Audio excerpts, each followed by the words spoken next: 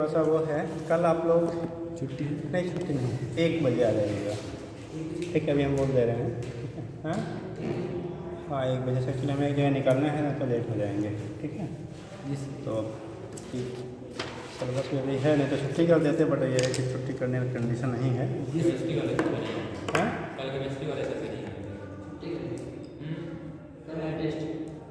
परसों भोलेनाथ वाला है। अरे परसों तो रहेगा ही। कल क्या छुट्टी कर दी? नहीं सर, करने का भी कर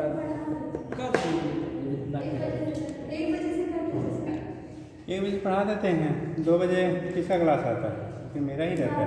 मेरा 12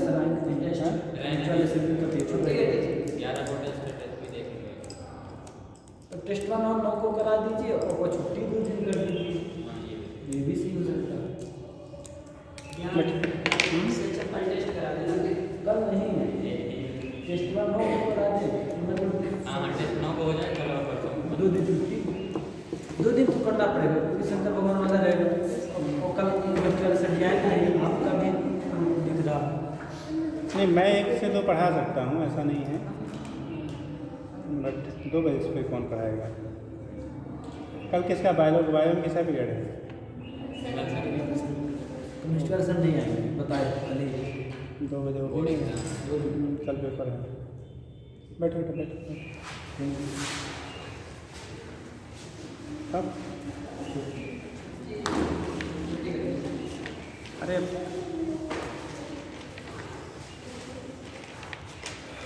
1 से 2 करते हैं। कर दीजिए सर छुट्टी। कोई को बुलाएंगे शुक्ला उनको कहेंगे तो तुरंत आए। क्लास करेंगे, हम नहीं करेंगे सबको ये भी सब नहीं करेंगे। सोमवार आज बंद हो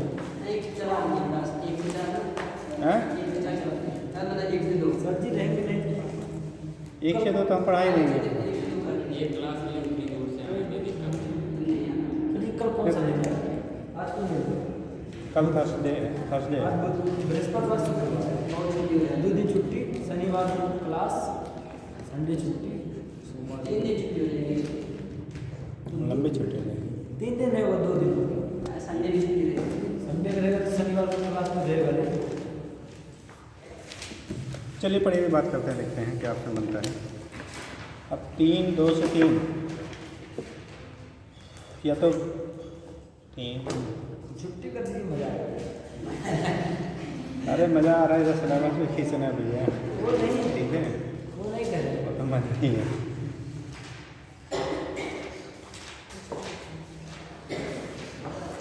चलिए बंद करिए।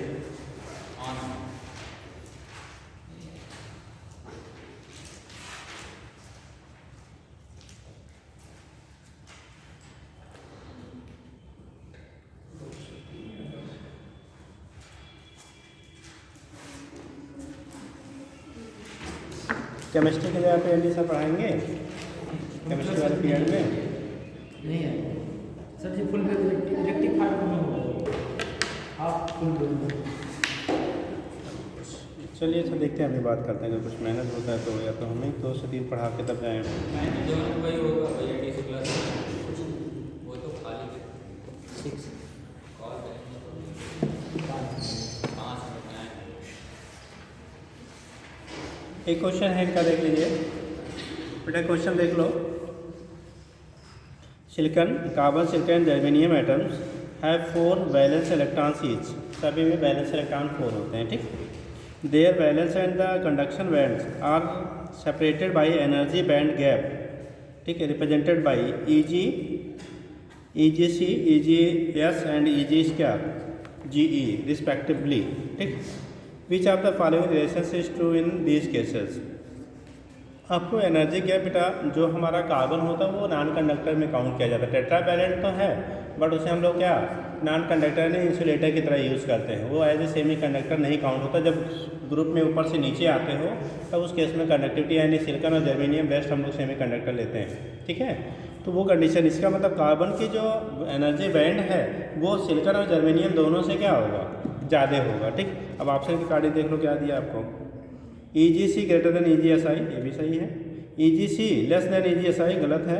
EgC इक्वल टू EgSi गलत है। EgC लेस देन EG पहला ऑप्शन सही होगा, EGC ग्रेटर देन EG है। कार्बन की जो एनर्जी गैप होता है वो सिलिकॉन और जर्मेनियम से ज़्यादा होता है, इसीलिए वो इंसुलेटर जैसे काम करता है। सी सप्लाइज कार्बन सिलिकॉन जर्मेनियम। हो गया बेटा? तीन जैसे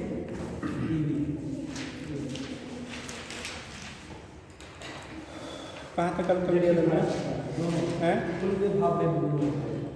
कल आपको रेक्टिफायर तक हम लोगों ने कर लिया था, ठीक। सेमीकंडक्टर एज ए रेक्टिफायर आपने कर लिया था, फुल वेव रेक्टिफायर एंड क्या हाफ वेव रेक्टिफायर। जब फुल वेव रेक्टिफायर के टर्म में लिया था तो आपने 2 डायोड का यूज़ किया था, और जब हाफ वेव रेक्टिफायर के फॉर्म में लेते तो वहाँ पे सिंगल डायोड का क्या किया जाता है, यूज़ किया जाता है। इतना हो गया था ना।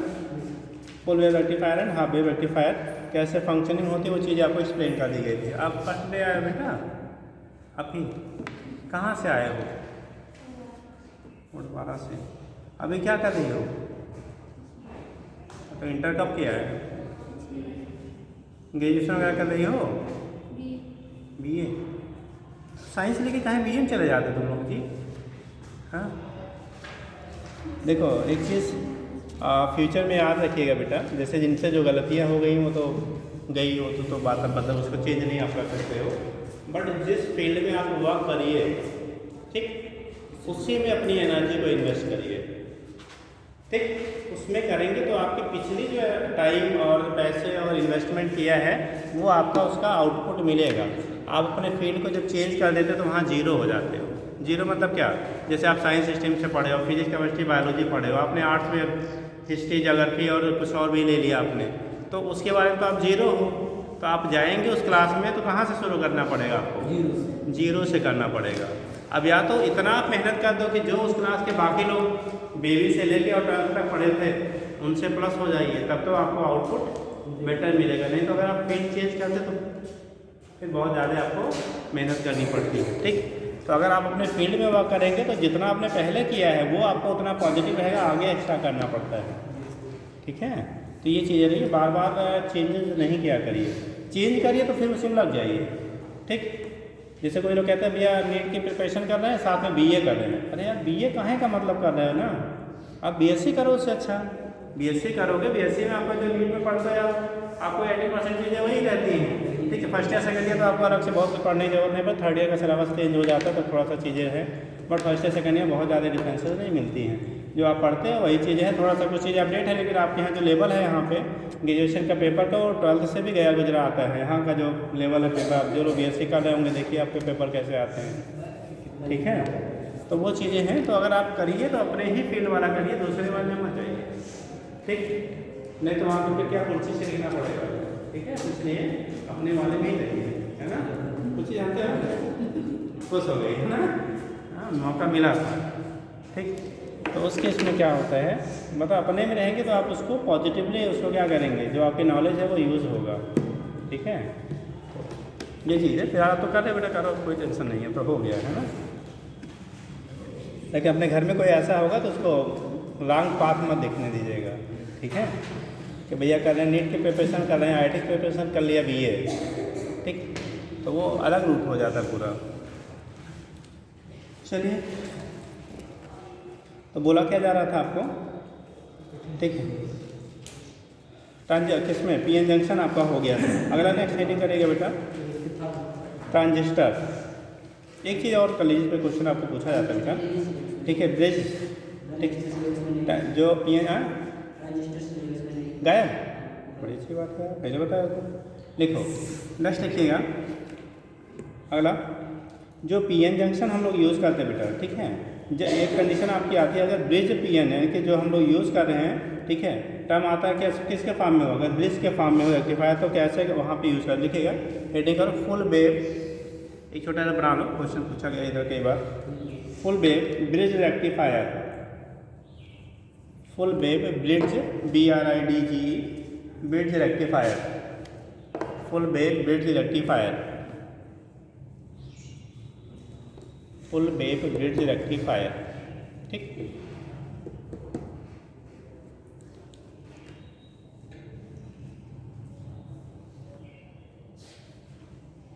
देखो इसके लिए अगर ब्रिज बनाना तो हमारे पास 4 डायोड्स यूज़ किए जाते हैं बेटा, कितने 4 डायोड यूज़ किए जाते हैं। इस तरह से उनका हम लोग अरेंजमेंट करते हैं कि एक हाफ साइकिल में दो आपका क्या हो, किस में फॉरवर्ड बायस में हो, अगले नेक्स्ट हाफ साइकिल में दूसरे दो वाले आपका किस में हो, फॉरवर्ड बायस में हो। तो उस कंडीशन में अगर दो दो फॉरवर्ड बायस में हैं तो आपको नेट आउटपुट क्या होगा, जब इस तरह से कॉम्बिनेशन बनाएंगे तो हमेशा आउटपुट मिलता है। तो उस केस में क्या करते हैं, उसी को हम लोग कह लेते हैं फुल क्या वेव रेक्टिफायर के फॉर्म में यूज़ किया जाता है। ब्रिड्ज किस में, किसको, डायोड को, यानी ब्रिड्ज में 4 डायोड का यूज़ होता है। जैसे अभी हम लोग वहाँ पे लिया था फुल वेव रेक्टिफायर तो वहाँ पे 2 डायोड आपने यूज़ किया था, यहाँ पे 4 डायोड यूज़ किया जाता है और उसको एज ए क्या, ठीक है, फुल वेव रेक्टिफायर के फॉर्म में हम लोग अरेंज करते हैं कि हाफ साइकिल में, पहले हाफ साइकिल में 2 डायोड की वजह से आपको क्या मिले, आउटपुट मिले। सेकेंड हाफ साइकिल में नेक्स्ट 2 डायोड की वजह से हमारा क्या मिलता है बेटा, आउटपुट मिलता है। ठीक, तो ये चीज़ें आपकी होती है। यहाँ से हम लोग रिप्रेजेंट करेंगे कैसे होगा, देखो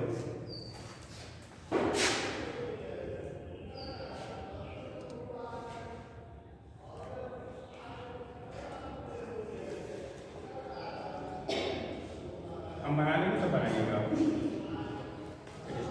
सेट करनी पड़ेगी।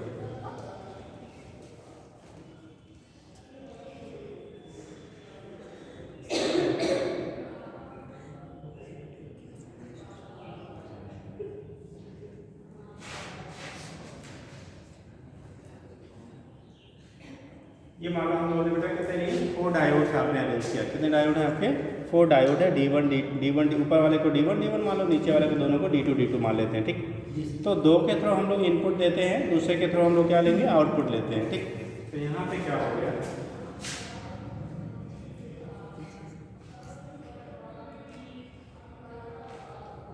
एक को यहाँ से हम लोग आउटपुट कर दिया जाता है।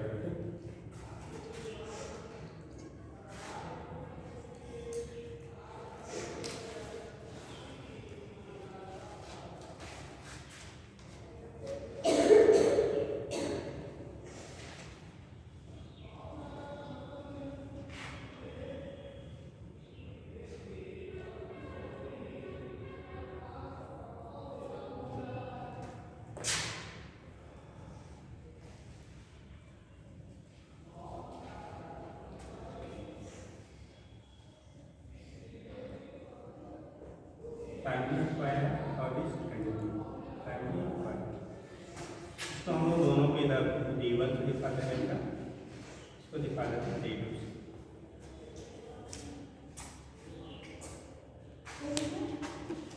हम बना देते हैं।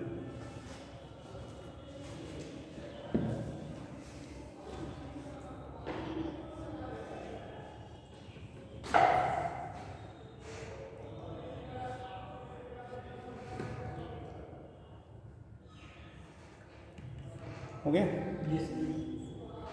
बना लिए तब सुना है।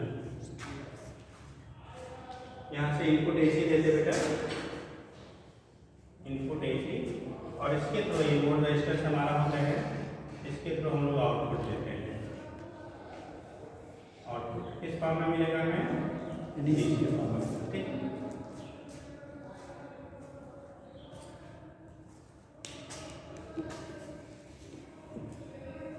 इसे कहते हैं फुल वेव ब्रिज रेक्टिफायर कहा जाता है। कैसे यूज़ करेंगे देख लीजिए, जल्दी बनाओ।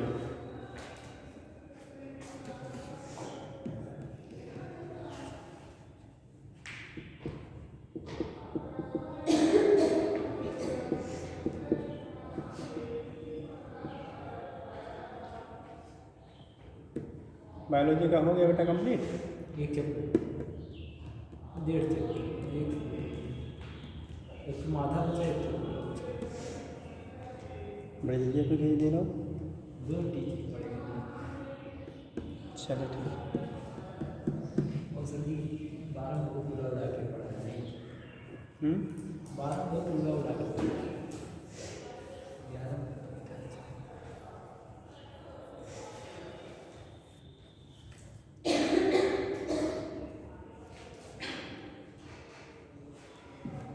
जल्दी करिए, बन गया, जी समझ लो। तो यहाँ पे क्या होता है, जब जिस स्टैंड में ये पॉजिटिव पे होगा वो इस स्टैंड पे सेकेंडरी कॉइल कहाँ पे होगा, नेगेटिव। मान लो फर्स्ट हाफ साइकिल में ये पॉजिटिव चिन्ह है बेटा, ये नेगेटिव। अब जरा ध्यान दें, ये करंट यहाँ पॉजिटिव पोटेंशियल है तो ये वाला डायोड फॉरवर्ड में होगा, उस स्टैंड पे ये वाला क्या हो जाएगा, रिवर्स हो जाएगा। ठीक, ये वाला फॉरवर्ड में हो जाएगा और ये वाला क्या हो जाएगा, रिवर्स में हो जाएगा। ठीक, तो इसको हम लोग यहाँ से आप ऐसे आप कनेक्ट कर सकते हो। ठीक, या कनेक्ट ही कर देते हैं, जो भी अच्छा देख लीजिए पहले। तो यहाँ से करंट जो जाएगी वो यहाँ से पास आउट होगी। अब यहाँ से पास आउट होगा, ये वाला फिर क्या है, रिवर्स में है। ये किसमें है आपका, रिवर्स में है। ठीक है, तो आप करंट यहाँ से जाएगा तो ये वाला आप ऐसे कनेक्ट कर देते हैं।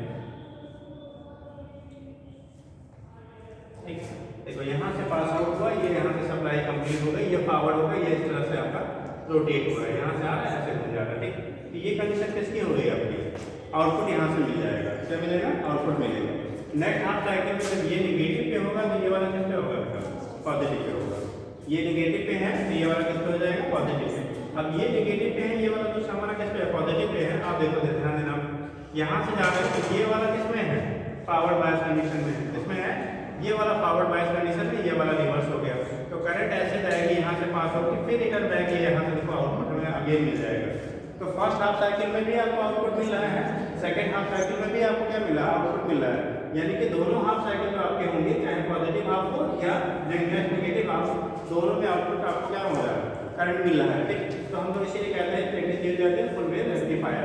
इसका जो यूज करते हैं वो फुल वेव रेक्टिफायर के फॉर्म में किया जाता है। किसके फॉर्म में किया जाएगा, आपको फुल वेव रेक्टिफायर के फॉर्म में इसका हम लोग क्या करते हैं, यूज करते हैं।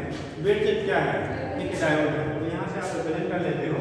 ठीक है, तो कैसे आप दिखाएंगे, तो अगर एसी इनपुट, मोबाइल आप नहीं आकर क्लास में आया करो आप बंद, हाँ मोबाइल में ही रखना है, पहले ही बंद कर दिया।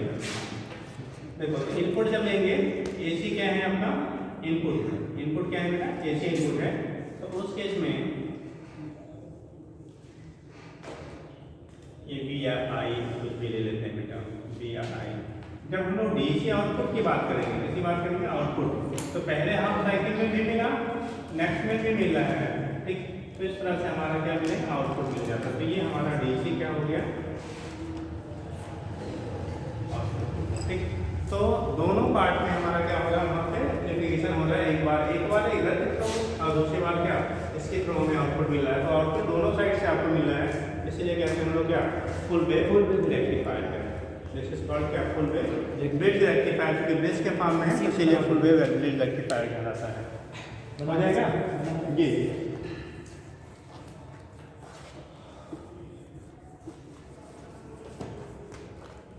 समझे कि फिर से समझाएंगे सर जी, बना लीजिए तब फिर बताएं। यहाँ पर एसी डीसी वहाँ वाला भी होता है, जो अल्टरनेटिव करंट में पढ़ते हैं। क्या कह रहे हैं, यहाँ पर एसी डीसी वहाँ वाला नहीं होता, यहाँ पर तो डीसी की पावर उतने हैं।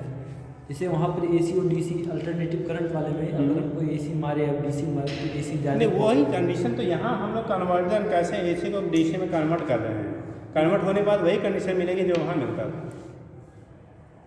इसके आयाम में बदलाव नहीं आएगा। नहीं वो चीज़ें वही रहती, केवल हमारा क्या है यहाँ पे, जैसे अपने हाथ में जब लेंगे तो केवल सर जी, हाथ पार्ट पे क्या कन्वर्ट होगा, झटका वही ज़्यादा देता है जिसमें एम्पलीट्यूड ज़्यादा ए जो ज़्यादा रहेगा, इसमें ये दोनों में ये तो अभी केवल हम लोग कन्वर्जन यहाँ देख रहे हैं बेटा। रिलेशन जो वही आपका होता है, अब अभी R M S equal to V naught by root two I R M S. मतलब सर जी, इसका मतलब अगर हम यहाँ से एसी जितना डालेंगे डीसी में कितना मात्रा नहीं देगा, रूट टू टाइम्स घट जाएगा। अच्छा, इसका मतलब रिलेशन वही रहेगा। रिलेशन वही है, केवल यहाँ पे हम लोग कन्वर्ट कैसे करते हैं उसकी स्टडी कर रहे हैं। तो अगर सर जी हमको डीसी को एसी में बदलना पड़ गया तो नहीं बदल सकते, नहीं बदलेगा। इसीलिए हम लोग क्या करते हैं, लॉन्ग डिस्टेंस तक डीसी का क्या ट्रांसमिशन नहीं करते हैं, क्योंकि उसको हम लोग फिर उसकी वैल्यू को क्या डीसी के फॉर्म में क्या नहीं एम्पलीफाई या डी एम्पलीफाई नहीं कर सकते हैं। डीसी को एसी में कन्वर्ट करने के लिए तो कर सकते हैं, बट कंडीशन उतना ही करेंगे। फिर हमें क्या, जब कन्वर्ट करना होगा, वोल्टेज को बढ़ाना होगा, तब ट्रांसफार्मर का फिर स्टेप पर ट्रांसफार्मर यूज़ करना पड़ेगा। मतलब डायरेक्ट वोल्टेज को एम्पलीफाई नहीं कर सकते हैं। हो गया, चलिए जल्दी कर दो। सही नहीं हुई बेटा, कितने लोग के हो गया बेटा, आप सुन लीजिए एक बार फिर से समझ लो। जैसे जब ये पॉजिटिव हाफ पे था, तब ये पॉजिटिव पे हुआ, जब ये पॉजिटिव पे हुआ तो ये वाला हमारा फॉरवर्ड बायस कंडीशन में है। ठीक, इधर हमारा फॉरवर्ड में है और इधर हमारा किस में होगा, रिवर्स। करंट आपका यहाँ से पास होगा, यहाँ से क्या, देखो ये सर्किट ऐसे कंप्लीट हुई, दिस यहाँ से आया। अब ये देखो ये वाला फॉरवर्ड में है और ये वाला रिवर्स तो करंट यहाँ से जाएगा, फिर ऐसे सर्किट हमारी कंप्लीट, मतलब यहाँ से करंट गई, इस फ्लोट को फॉलो करते हुए ऐसे होते हुए फिर से वापस चली गई। तो सर्किट हमारा कंप्लीट हो गया पहले हाफ साइकिल में। जब इसे नेगेटिव लिया, जब ये नेगेटिव लिया, तो जब ये नेगेटिव लेंगे तो ये रिवर्स में हो जाएगा और ये किस में हो जाएगा, पावर में हो जाएगा। ये पावर में हो जाएगा तो करंट हमारा यहाँ से चला, यहाँ से चला, तो ये वैल्यू आप देखो यहाँ से घूम के इस तरह से होते हुए फिर से क्या करेगी, वापस आएगी। मतलब दोनों हाफ साइकिल में हमें आउटपुट मिलेगा, चाहे आपका पॉजिटिव पे हो या किस पे हो, नेगेटिव पे हो। इसीलिए हम इसे भी यूज़ करते हैं as a full wave rectifier. ठीक है, नोट कर लीजिए, हो गया।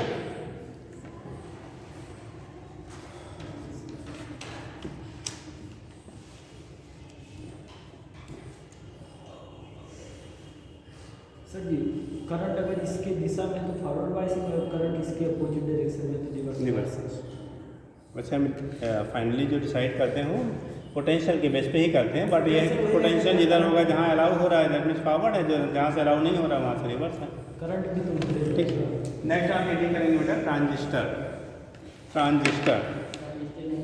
अरे सॉरी, हटा दिया पूरा कम्प्लीटली, कुछ नहीं, देखिए तब लिखा तो गेट गेट बचा है। हाँ रुक जाइए बेटा।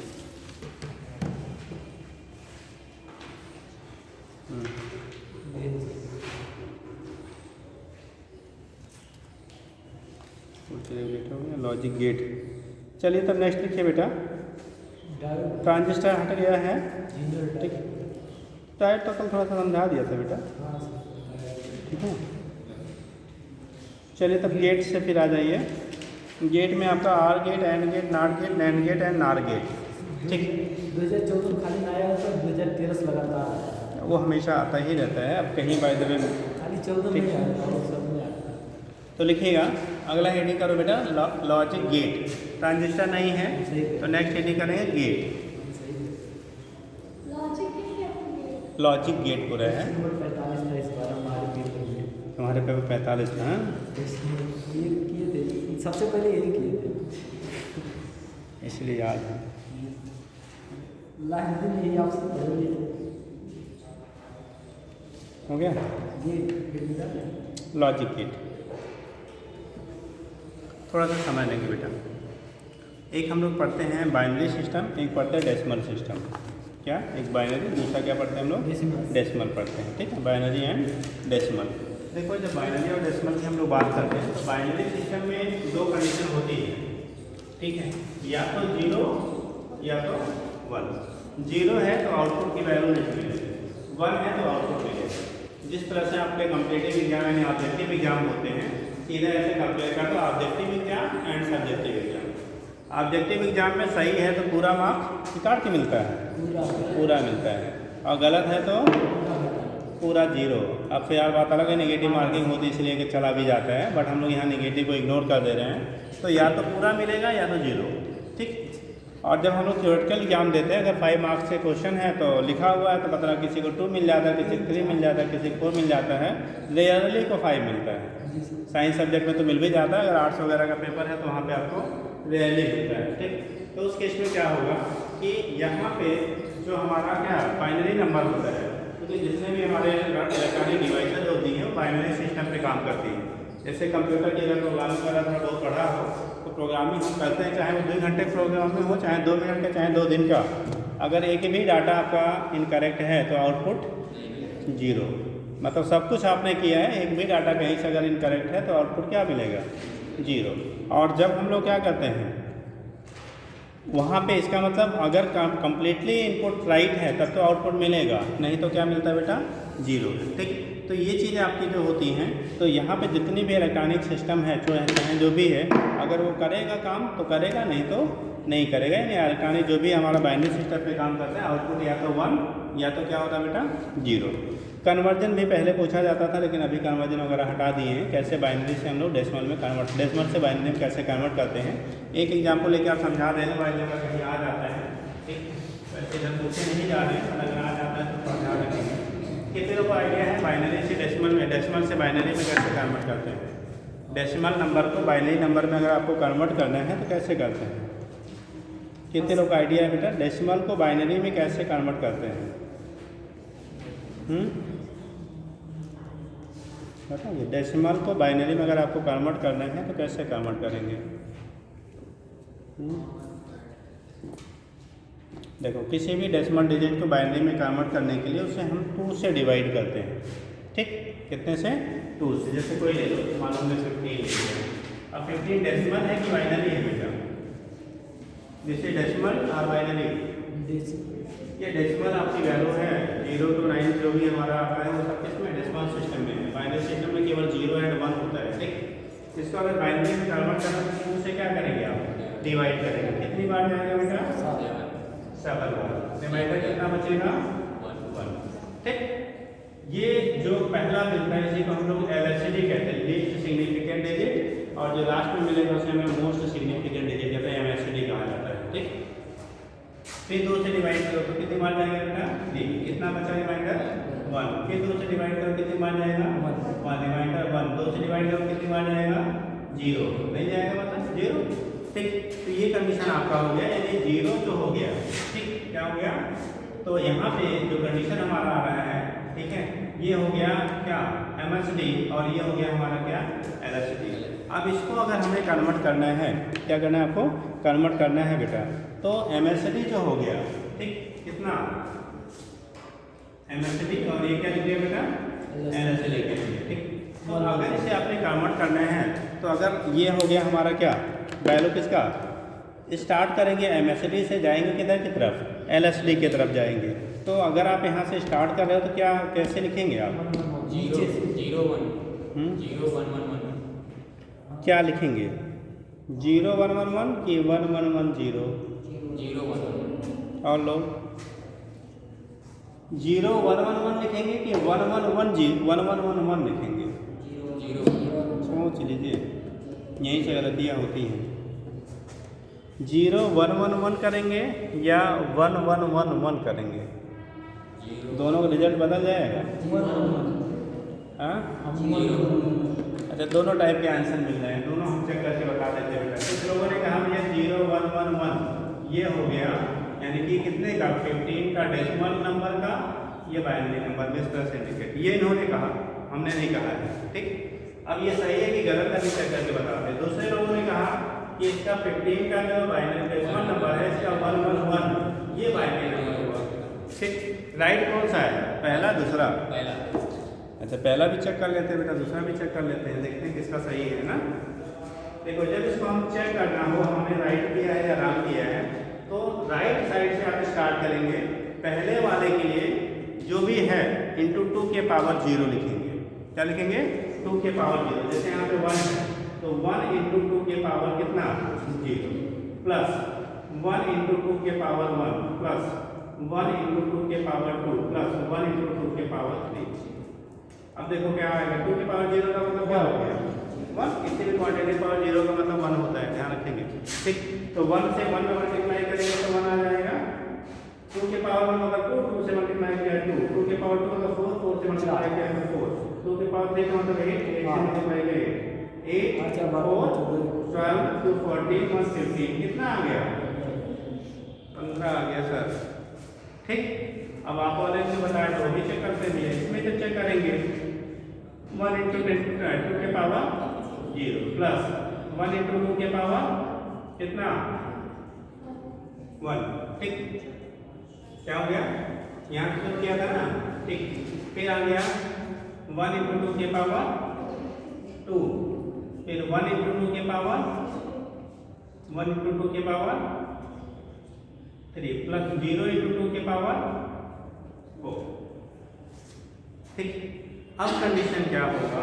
यहाँ से रखेंगे तो 2 0 1 1 1 मतलब 1, और ये 2, ये 4, ये 8, ये 0 जोड़ेंगे तो फिर क्या आ गया?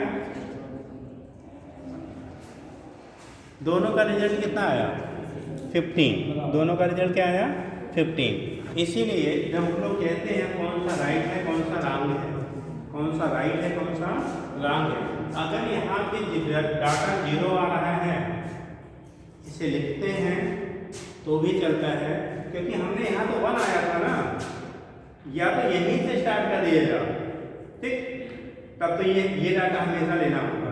यहाँ अगर 0 आ रहा है तो इसको रखेंगे तो भी रिजल्ट मिलेगा, नहीं रखेंगे तो भी रिजल्ट मिलेगा, ठीक। दोनों ही कंडीशन में आपको रिजल्ट मिलता है। आप 0 को इंक्लूड करेंगे तो 0 के इंटू कुछ भी मल्टीप्लाई करेंगे तो 0 हो जाता है, तो आउटपुट पे कोई इफेक्ट नहीं होता बेसिकली फिलहाल। लेकिन अगर हमने यहाँ 0 तक ला दिया है तो MSD हम इसे लेते हैं बेटा, ठीक, क्या ले रहे हैं, MSD यहाँ ले रहे हैं। तो उस कंडीशन में क्या होगा, हम जब लिखना शुरू करेंगे तो यहाँ से जनरली हम लोग लिखना शुरू करते हैं बेटा, पर अगर यहाँ से भी मिलता है तो रिजल्ट पे कोई इफेक्ट नहीं होता। अगर डाटा वहाँ से नहीं दिया है, ये दिया है तो आप इसको लिख लेंगे, ठीक। तो इसका मतलब दोनों लोगों का क्या हो गया, सब लोग का क्या सही हो गया, ठीक है। लेकिन अगर गलती यहाँ से हम लोग करते, ये डाटा हम दोबारा डिवाइड नहीं किए होते और यहाँ आप समझ लीजिए अगर आपने यहीं तक लिखा हुआ है, ठीक, और आपने तब यहाँ तक केवल लिया है, तब इसे लेना हमारा क्या है, कंपल्सरी है। उसे छोड़ देंगे तो रिजल्ट क्या हो जाएगा, फिर राउंड हो जाएगा, ठीक। तब 0 आ जाएगा तो वहाँ से फिलहाल हम जब 0 ले लेते हैं तो यही इसी को MSD कह लेते हैं, तब कोई इफेक्ट आपका नहीं होता है, ठीक है। चलिए, तो इंटर कन्वर्जन हो गया। छापना चाहे तो छाप सकते हैं। फिलहाल अभी आज की डेट में अब थोड़ा सा नहीं पूछा, पहले कन्वर्जन भी पूछा जाता था, ठीक है। नेक्स्ट हमको फिलहाल बेसिकली पढ़ना है बेटा किससे, गेट से पढ़ना है। क्या पढ़ना है आपको, गेट पढ़ना है। तो जो हमारे लॉजिक गेट होते बेसिकली 3 हमारे बेसिक गेट लेते हैं, or gate, and gate and not gate. Or gate, and gate and क्या लेते हैं, नॉट गेट। तो 3 हमारे बेसिक गेट हो जाते हैं, आर एंड नॉट।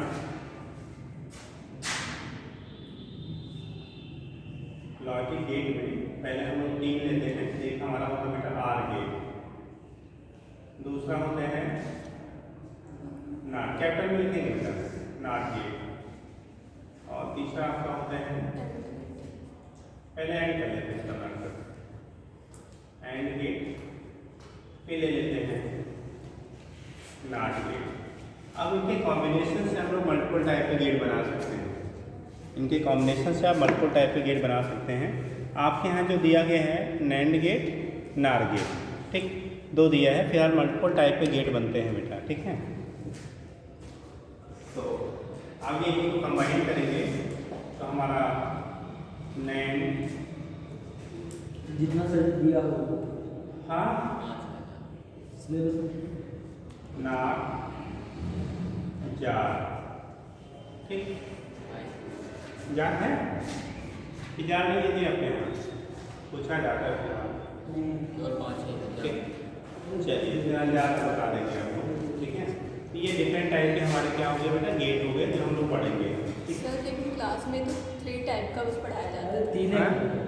क्या कहिए बेटा, जैसे क्लास उन्हीं तीनों से ही बनाया जाता है। बोर्ड में तीनों के जब 13 पढ़ेंगे तो कहाँ पढ़ना पड़ता है बेटा, वहाँ पे वहीं तक पूछा जाता है, 3 9 है, लेकिन ठीक। यहाँ तो कुछ भी बना देते, बात लगा दे कि वहाँ दिया है खाली इतने का नाम, बाकी कोई भी बना देंगे, बनता वहीं से है। 3 है लिखिए। तो उस कंडीशन में पहला हम लोग जो करते हैं बेटा वो हमारा आता है आर गेट। दोनों जरूरी है। क्या कहते हैं पहला, आर गेट, ठीक। फर्स्ट जो आपका गेट है लॉजिक गेट में हम लोग क्या पढ़ते हैं बेटा, आर गेट पढ़ते हैं। देखो जब आर गेट की बात करते हो, क्या करते हैं हम लोग, आर गेट की बात करते हैं, तो आर गेट में क्या होगा भैया, किसी को आइडिया?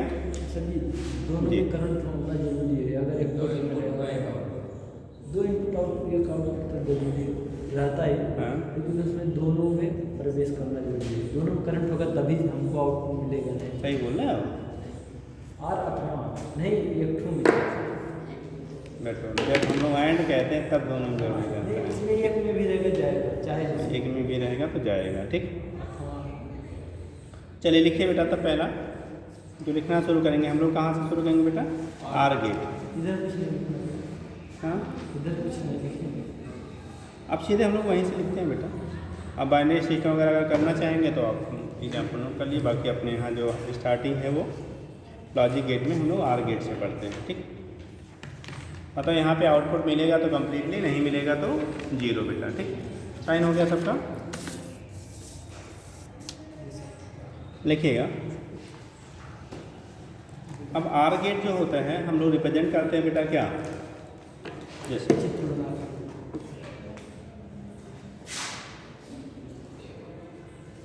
पहले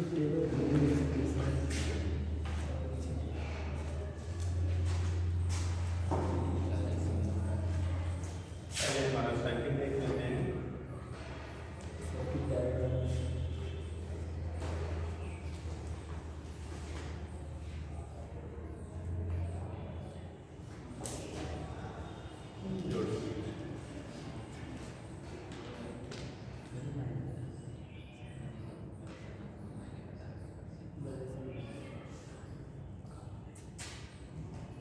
ये A है बेटा, ये B है। यहाँ से आउटपुट हम लोग Y से दिखाते हैं। किसे दिखाते हैं? Y से रिप्रेजेंट किया जाता है, ठीक। तो ये हमारा कहलाता है सर्किट डायग्राम। इसे क्या कहते हैं? सर्किट डायग्राम कहते हैं, ठीक। क्या कहते हैं इसे? सर्किट डायग्राम कहा जाता है, ठीक। तो सर्किट डायग्राम में क्या होता है, इस तरह से हम लोग अरेंज करते हैं। कोई भी आपका एक स्विच अगर ऑन है तो आउटपुट हमें क्या हो? ऑब्टेन हो जाए। कोई भी एक ऑन है तो आउटपुट हमें क्या हो? ऑब्टेन हो जाए, ठीक। और जब इसका हम लोग बूलियन एक्सप्रेशन दिखाते हैं तो a plus B equal to Y लिखा जाता है। क्या लिखते हैं बेटा वहाँ पे?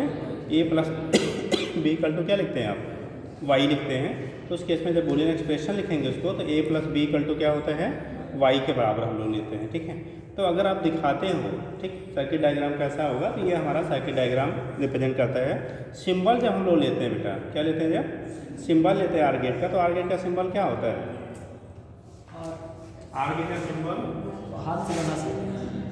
हाथ से बना डी मॉडल बना दे, डी बना दे, और जो कि बीच में निकाल देते हैं। सुन लीजिए पहले। जो हमारा एंड गेट होता है, क्या होता है आपका?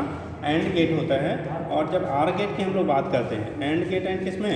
आर गेट की जब बात करते हैं तो आर गेट में हमारा जब दिखाते हैं तो कंडीशन कैसे बनेगा, ठीक है। डी नहीं, डी वाला तो आपका क्या हो जाता है?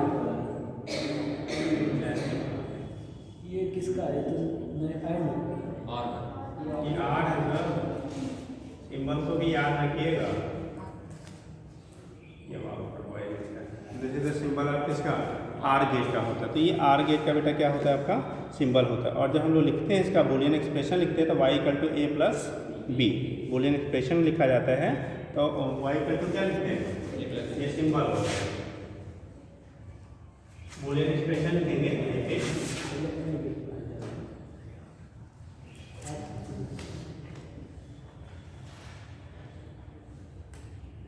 y इक्वल टू, ये लिखते तो है a प्लस बी, लेकिन पढ़ा जाता है बेटा y equal to a or B. इसको रीड करते हैं, read that y equals to a or B. Read करते हैं y equals to a or B. जो रीड करेंगे कैसे? y equals to a or B, ठीक है। और जो हम लोग दिखाते हैं बेटा, ये सर्किट डायग्राम हो गया, ये हमारा क्या हो गया? सिंबल हो जाता है। कैसे आप दिखाओगे, ठीक है। तो a आर बी के बराबर होता है। हो गया?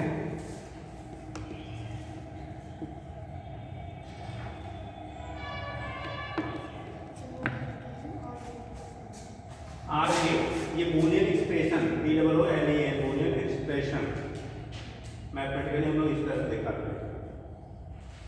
y equal to a or B है जैसे, ठीक। इसी को रीड करते हैं y equal to a or B और लिखते हैं y equal to a plus B, ठीक। ये सिंपल सर्किट डायग्राम हो गया बेटा, ये हमारा सिंबल हो गया। आता है ट्रुथ टेबल, ठीक। क्या आता है बेटा? Truth table. अब सुनना जरा, सर्किट डायग्राम से समझ लो तो याद रहेगा। जैसे मान लो यहाँ से सप्लाई गया, ठीक। जब हम लोग ट्रुथ टेबल बनाएंगे, a प्लस बी बराबर y है। ट्रुथ टेबल हिंदी में पढ़ा होगा, सत्यता सारणी बोलते हैं। क्या बोलते हैं इसको? सत्यता सारणी बोलते हैं हिंदी में, ठीक। तो जब ट्रुथ टेबल की बात करोगे आप, ये भी वही तीन कलम बनाना होता है।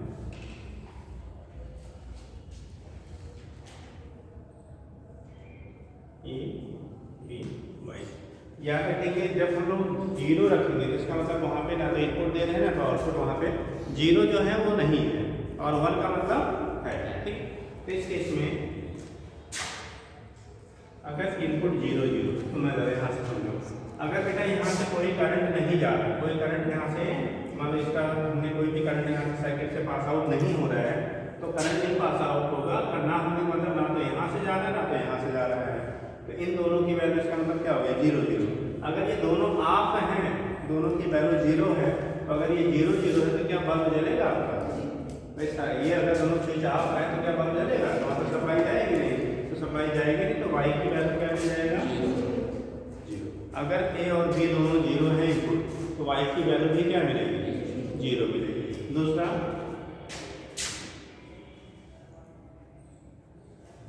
एक 0 1 अगर इसकी वैल्यू 1 है, इसकी वैल्यू 0 है, ए की वैल्यू कितनी है 1 है, बी की वैल्यू कितनी है 0 है, तो y की वैल्यू क्या मिलेगा? देखो अब ए को हमने ऑन कर दिया, स्विच को इसको हमने ऑन कर दिया, सर्किट ये पूरी हो गई। अब सर्किट पूरी होगी तो करंट यहाँ से पास हो जाएगा ना, करंट पास होगा तो क्या होगा उसको 1 मिल जाएगा। तो अगर इनमें से एक भी स्विच आपने ऑन किया, ठीक है, दूसरा भले ही ऑफ है, लेकिन आपको क्या बल्ब आपका जल जाएगा, दैट मीन्स आपका हो गया y की वैल्यू 1 हो जाएगी। तीसरा अगर b की वैल्यू को हमें a को ऑफ कर दिया, a को क्या किया ऑफ, b की वैल्यू को ऑन कर दिया, इसकी सर्किट कंप्लीट कर दी। अब जो करंट जाने वाला है वो यहाँ से पास होगा, यहाँ से जाएगा तभी तो यहाँ से पास होगा ना, तो भी आपको बल्ब मिल जाएगा। और अगर b को 1 किया है तो b क्या हो गया 1 हो गया, ठीक। दोनों को 1 कर दो तो भाई ये भी 1 है, ये भी 1 है, दोनों को ऑन कर दिया तो अरे तो आउटपुट मिलेगा ही। अगर दोनों 1 1 है तो इस केस में आउटपुट क्या होगा ऑलवेज 1 रहेगा, तो यहाँ आउटपुट की वैल्यू क्या हो जाएगी आपकी 1 हो जाएगी, ठीक है। तो यानी कि इसका जो टेबल हो गया, आप रिजल्ट कह सकते हैं 0 1 1, मतलब आर गेट का जो टेबल का रिजल्ट है वो 0 1 1 1। जब दोनों ऑफ तब केवल आपका ऑफ रहेगा, और कोई भी इनमें से ऑन है तो हमेशा आउटपुट क्या रहेगा 1 मिलेगा, ठीक।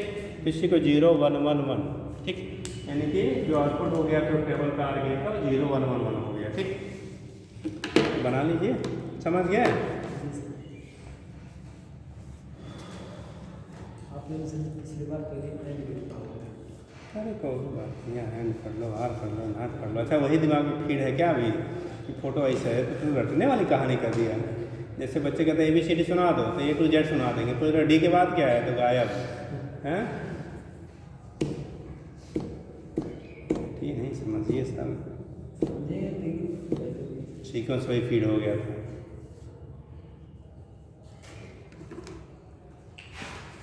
हो गया बेटा?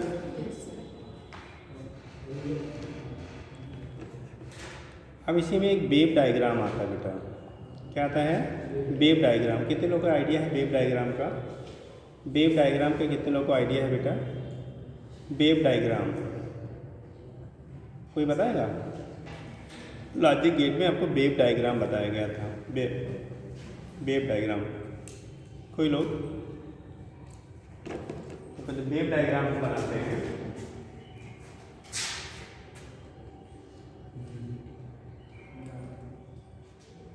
बनाने में क्या को बोल्ड करिए।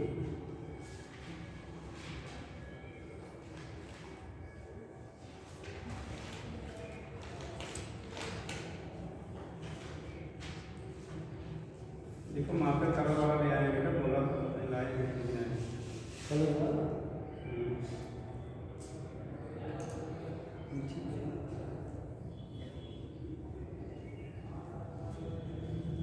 देखो ये अलग अलग पॉइंट के बीच में जो हम लोग इनपुट देंगे उसको इंडिकेट करेगा, ठीक।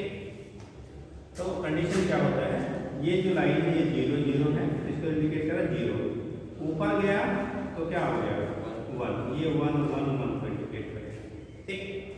सुनना, अगर ये 0 है और B भी 0 है, ठीक, तो Y की वैल्यू क्या मिलेगी?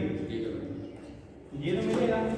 भाई देखो दोनों 0 था तो यहाँ पे y क्या मिला 0। हमने क्या किया, अगले टाइम इंटरवल के बीच a को हमने 1 कर दिया, a को क्या किया 1, b को अभी 0 रखा, b को 0 रखा, a को 1 कर दिया, b को 0 रखा, तो y की वैल्यू क्या होगी 1 1 0 कितना आ गया 1, ठीक। ये कंडीशन आपका क्या आ जाएगा 1, ठीक। फिर मानो हमने इसको 0 कर दिया, a को 0 कर दिया, के बाद b को क्या कर दिया 1 कर दिया। जब b को 1 करेंगे तो फिर y क्या रहेगा 1 ही रह जाएगा, रहेगा ना। देखो ए को 0, बी को 1, अभी वाई क्या है 1। अगले में इन दोनों को 1 1 कर दिया, दोनों क्या किया 1 1 कर दिया, तो भी वाई क्या रह गया 1 1 रह गया। अब ऐसे बार बार किसी को भी चेंज करके हम लोग डिटरमाइन करते हैं। मान लो की बात इसको 0 कर दिया, इसको 0 कर दिया और इसको 1 ही रहने दे रहे हैं। अब इसको हमने 1 ही रहने दिया, इसको 0 कर दिया, ठीक। अब ये 1 है, ये 0 है, तभी ये क्या रहेगा 1 रहेगा। दोनों को हमने अगर 0 कर दिया, दोनों क्या करते हैं 0, तब ये क्या हो जाएगा 0। तो इस तरह से अलग अलग हम लोग चेंज करके, अलग अलग क्या करके बेटा चेंज करके, यहाँ से आपका आउटपुट और इनपुट के बीच में हम लोग क्या करते हैं वेव एक्सप्रेशन दिखाते हैं। तो इसी को वेव डायग्राम कहा जाता है। क्या बोलते हैं वेव डायग्राम। इस टर्म में भी क्वेश्चन पूछे जा रहे बेटा, अब इसे क्या कहेंगे वेव डायग्राम कहते हैं, जिसे जो है क्या वेव डायग्राम, ठीक। तो इनपुट जो है और आउटपुट का दो बनाइए जैसे क्लियर है, और आपके पास अलग कलर होगा तो अलग कलर से तीनों लिखिएगा, ठीक है। तो ये कंडीशन होता है आपका वेव डायग्राम को क्या करेगा ये डिनोट करता है, ठीक।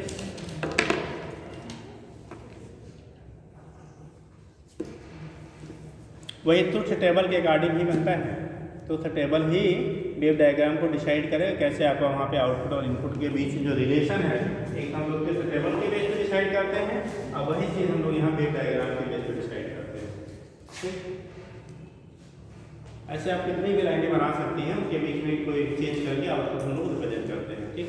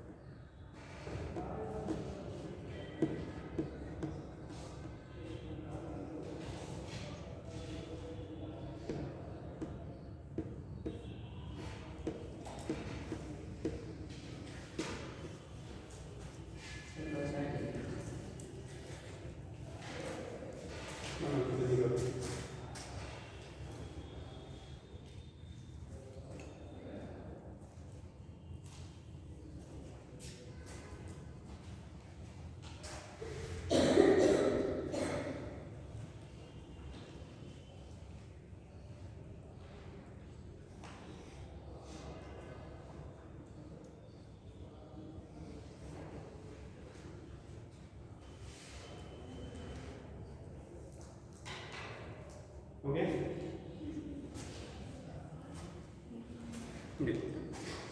नेक्स्ट हम लोग बात करते हैं बेटा एंड गेट। समझिए भाई, किसी डाउट तो पूछ लो भी। बेसिक गेट्स आपको नहीं नाम रहेगा तो जब कॉम्बिनेशन पढ़ाएंगे तो समझ नहीं पाएंगे, मकसद है। इसलिए अगर किसी को डाउट हो तो पूछ लीजिए। अगर किसी को आउटपुट या आपको क्या वेव डायग्राम किसी में भी अगर आपको क्या टेबल किसी में डाउट हो तो पूछ लीजिए कैसे हुआ, क्योंकि अगर ये नहीं इंडिविजुअल गेट नहीं मालूम रहेगा कभी कॉम्बिनेशन तो कभी भी समझ में नहीं आएगा, ठीक। अगर इन बेसिक गेट्स में अगर आपको किसी को डाउट हो तो पूछ लीजिए।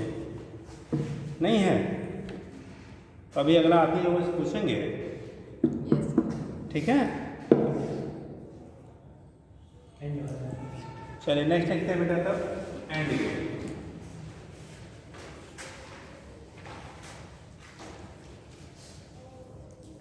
एंड गेट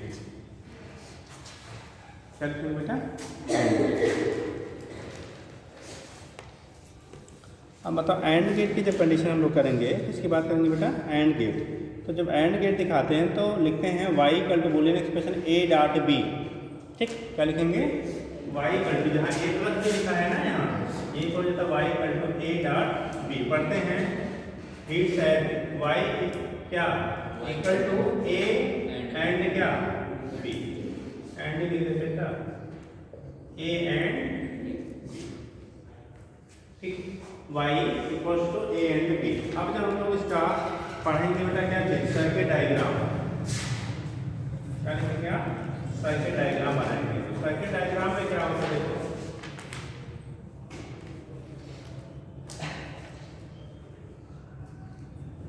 ये ए है और ये क्या है, बी। एक ए है, दूसरा क्या है आपका, बी है। One is the A, other is the B. तो यहाँ पे जब करेंगे आप, वह ए है और ये बी है, आउटपुट हमारा क्या है, वाई है। आउटपुट कितना है, वाई है। तो यहाँ से जब रिप्रेजेंट करेंगे, सिंबल बनाएंगे, तो सिंबल यहाँ पे दो इनपुट होते हैं बेटा। देखो जैसे आर गेट में दो इनपुट थे, एक आउटपुट था, एंड गेट में भी दो इनपुट होंगे और एक क्या होगा, आउटपुट होगा। सिंबल बदल जाता है थोड़ा सा, जैसे डी बनाते हैं ना, इन्होंने पहले वाले बता रहे थे जैसे, तो डी बनाते हैं तो ये आपका हो जाता है यहाँ से हमारा किसका, ए बी और वाई आ जाएगा। ठीक, ए है, बी है और ये क्या है, वाई है। ये हमारा सिंबल हो गया। ठीक, तो कंडीशन हो गया ए बी एंड वाई। तो टेबल जब आप बनाएंगे यहाँ पे, तो टेबल में कंडीशन रिजल्ट हमारा क्या होते हैं, चेंज हो जाते हैं। 001 देखो 0001 कैसे होगा, ये दोनों स्विचेस सीरीज में लगे हुए हैं, इसमें करंट है सीरीज में। अगर करंट यहाँ से आपका जा रहा है तो ये करंट बेटा आउटपुट तभी आपको मिलेगा जब ए भी 1 हो और बी भी 1 हो। पहले केस में हमेशा तो टेबल बनाते समय दोनों हम लोग 0 0 लेते हैं। तो अगर ये भी आप है बेटा, ये भी आप है, तो क्या आउटपुट मिलेगा यहाँ से, भाई करंट ही नहीं पास आउट हो रहा है। दूसरे में देखो, हमने इसको तो ऑन कर दिया, इसे ऑन कर दिया, बट अभी ये वाला ऑफ है, ये वाला ऑफ है, तो करंट यहाँ से चला यहाँ तो पहुँचेगा, बट यहाँ से सर्किट कंप्लीट नहीं है, फिर आउटपुट क्या मिल जाएगा आपको, 0 मिल जाएगा। ठीक, थर्ड कंडीशन में अगर हमने इसको ऑन कर दिया और ये ऑफ है, तो यहाँ ऑन करके कोई वेरिएबल भी पीछे से सप्लाई नहीं आ रही है, ठीक, तो भी हमारा आउटपुट क्या रहेगा, ऑफ रहेगा।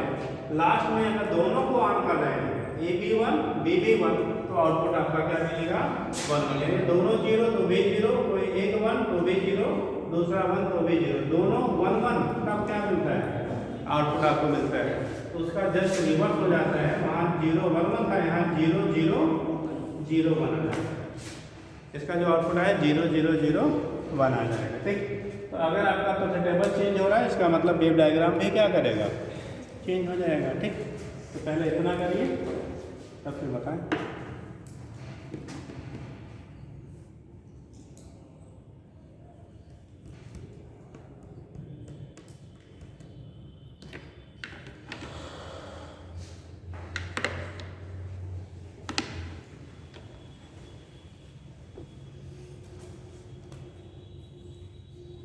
सर ये नीचे वाला फिगर बनाना है, हाँ बेटा, ये नीचे वाला भी फिगर, ये हाँ अभी नहीं बना रहे हैं, तो अभी चेंज होगा ना, अभी उनको बनाइए। ये इसमें जो आउटपुट होगा बेटा वो चेंज हो जाएगा,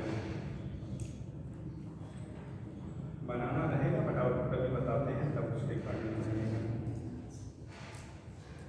आपके पास अलग कलर होगा तो तीनों को अलग अलग कलर से दिखाइएगा, नहीं है तो फिर हमारे जैसे ही बना लीजिए।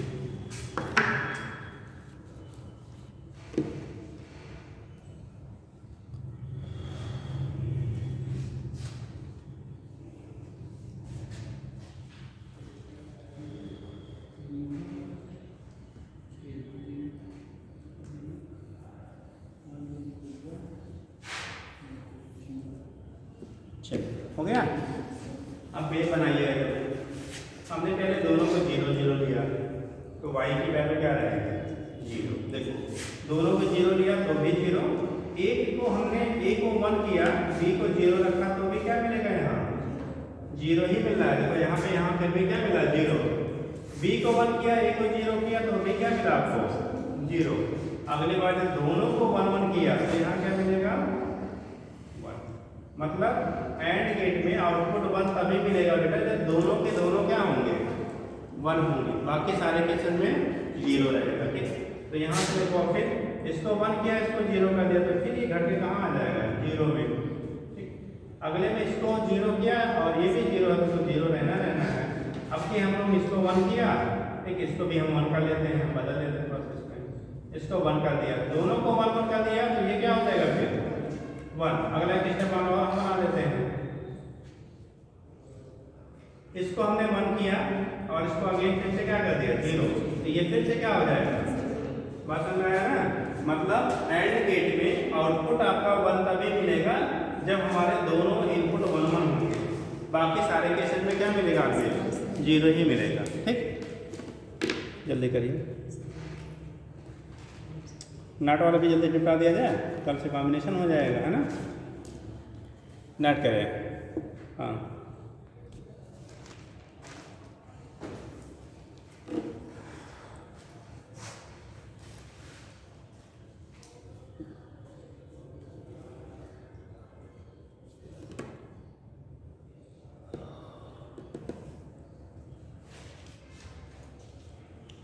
सर जी 2 स्टेप दिखाना बहुत जरूरी नहीं है डायग्राम में।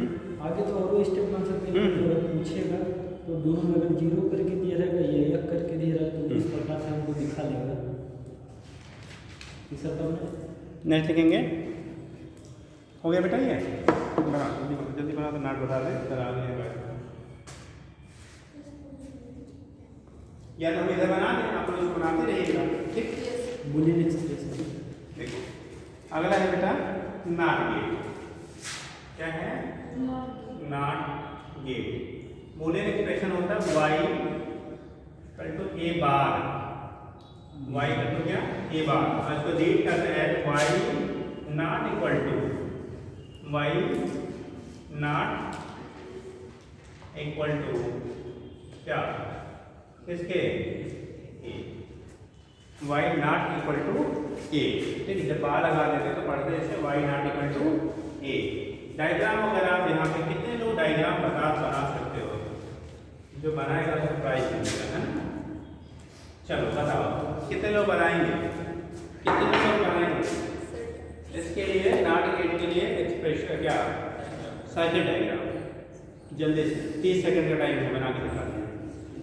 30 सेकंड है आपके पास टाइम, इसके लिए नॉट गेट का सर्किट डायग्राम बनाना है। नॉट गेट का सर्किट डायग्राम आपको बनाना है। किसके लिए बेटा? नॉट गेट के लिए आपको बनाना है।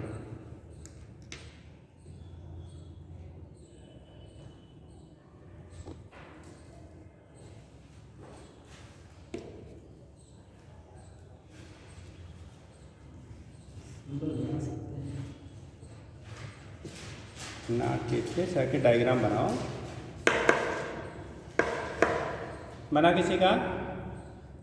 5 सेकंड रिमेनिंग है।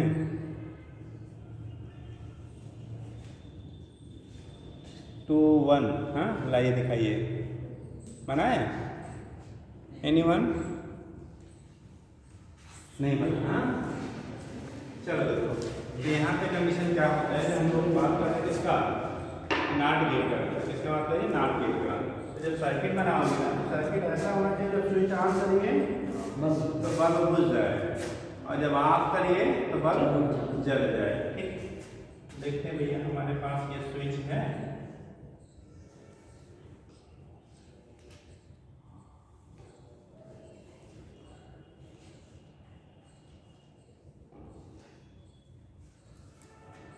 साहब देखिए अगर ये क्या करना है हमें, स्विच ऑन करें तो बंद, स्विच ऑफ करें तो क्या करें, ऑन करने पे क्या करें, उल्टा नीचे रहेगा।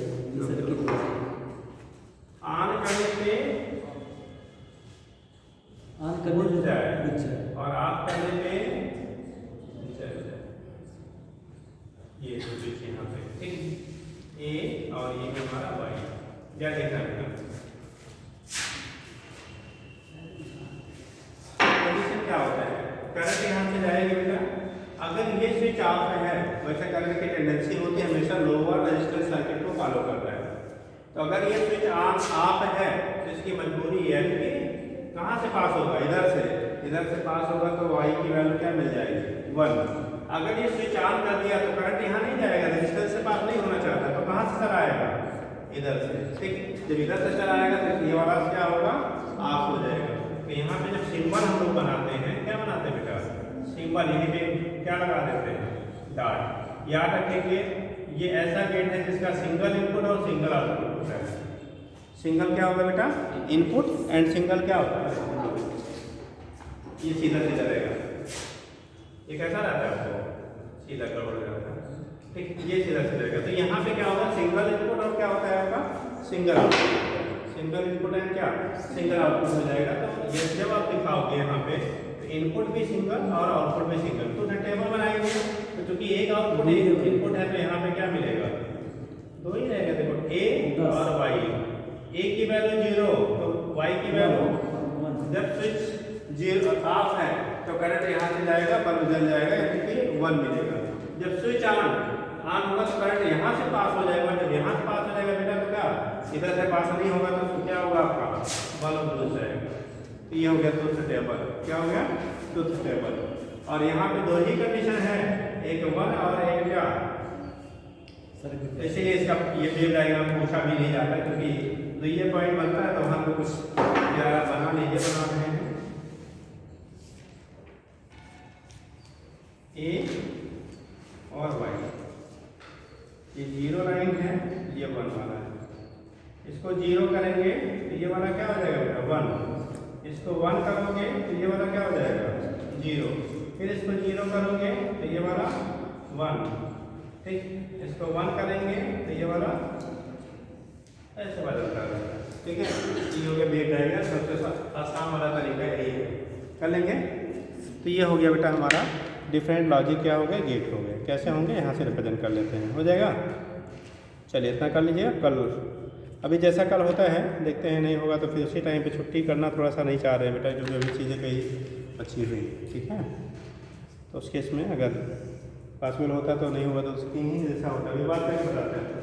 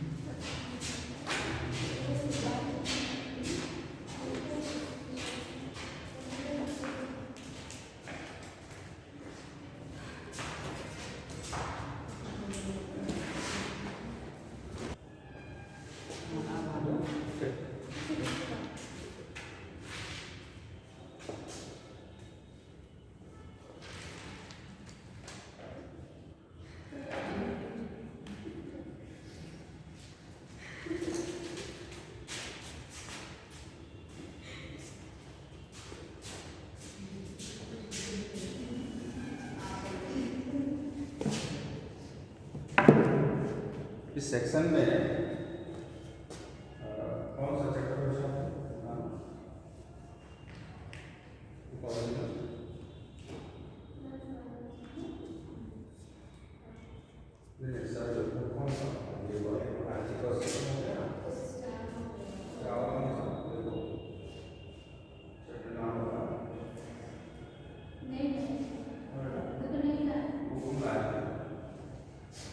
Ecosystem conservation, okay.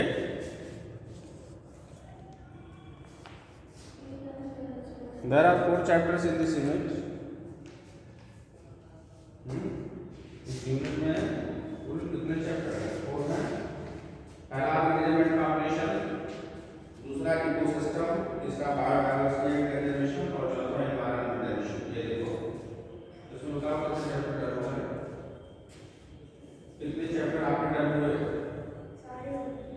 नहीं, अगर हमारी बात भी सुनो, अगर कितनी बार एनवायरनमेंटल इश्यूज और ये पढ़ाया है कंजर्वेशन में, ये लास्ट का चैप्टर हाँ यस, ये लास्ट के दो ना उसका कंजर्वेशन बायोडायवर्सिटी पढ़ाते हैं, बोलो या प्रैक्टिस प्रॉब्लम आप लोग करेंगे या तो हो गया है प्रैक्टिस प्रॉब्लम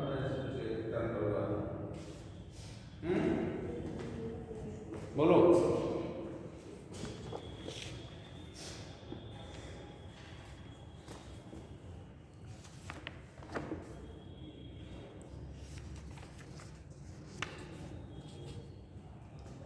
इकोसिस्टम में जितने टर्म्स हैं बहुत इंपॉर्टेंट है, जैसे इकोटीन है, इकोटाइप है, बोलो है ना बेटा। ये सब पर छोटे छोटे क्वेश्चन आते हैं, क्वेश्चन वहीं से आते हैं जो आप लोग टॉपिक पढ़ते हैं, क्वेश्चन वही है, कोई क्वेश्चन बाहर से नहीं है। बोलो कुछ इंपॉर्टेंट टर्म है, मैं आपको बता रहा हूँ, जैसे इको टाइप है, इकोटीन है, बोलिए इकोटीन, ओके। इकोलॉजिकल निच, ये इंपॉर्टेंट है, इकोलॉजिकल निच,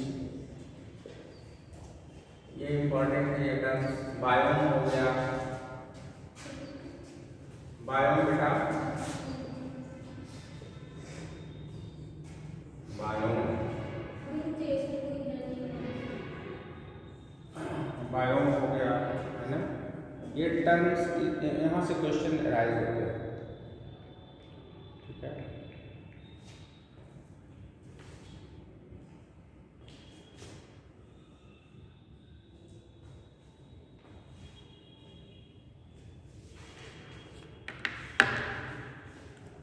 मिश्रा जी की क्लास हो रही है, केमिस्ट्री हो रही है,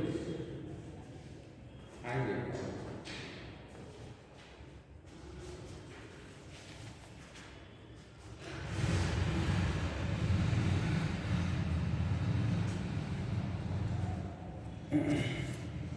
इकोसिस्टम में productivity,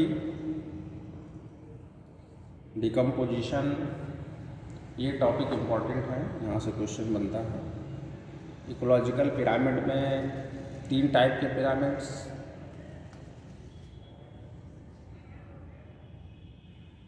pyramid of biomass, pyramid of energy. Energy का पिरामिड जो है इम्पॉर्टेंट है, वो यूनी डायरेक्शनल होता है, बहुत इम्पॉर्टेंट है ये। क्वेश्चन इस पर पूछा गया है, ऑलवेज अपराइट। ये क्वेश्चन कई बार आया है कि जो एनर्जी का पिरामिड होता है वो कैसा होता है ना बेटा, बाई डायरेक्शनल है कि यूनी डायरेक्शनल है, ये इम्पॉर्टेंट है यहाँ से।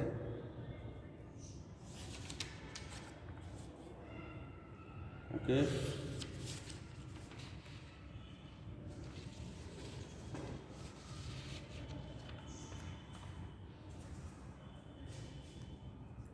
नेट प्रोडक्टिविटी और ग्रास प्रोडक्टिविटी पढ़ लिया इसको, ओके। मिनरलाइजेशन, ह्यूमिफिकेशन, बोलो लीचिंग और फ्रेगमेंटेशन, ये हो गया बेटा।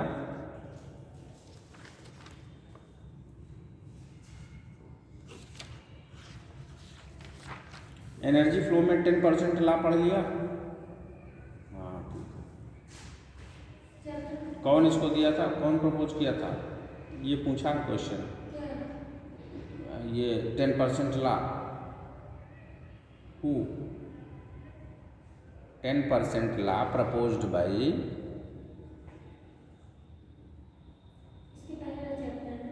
हाँ हाँ बताइए। 10% लॉ पढ़ा होगा ना, इस पर क्वेश्चन बना कर दे भी देते ताकि आपको इम्पोर्टेंट है। ये जो 10% लॉ है इस पर बना करके भी क्वेश्चन दे देता है। अभी हाल ही में एक एग्जाम भी देने गए थे, उसमें 10% लॉ से क्वेश्चन था, उसने दिया 10% लॉ, ये पूछा, ये भी पूछा।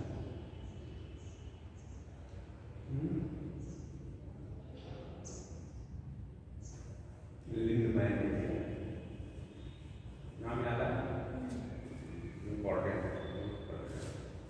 10% लॉ है ना, गिवन बाय लिंडमैन,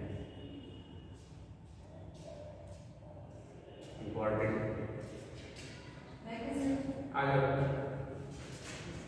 ये क्वेश्चन पूछा है इम्पोर्टेंट, ठीक है। लिंडमैन ने 10%,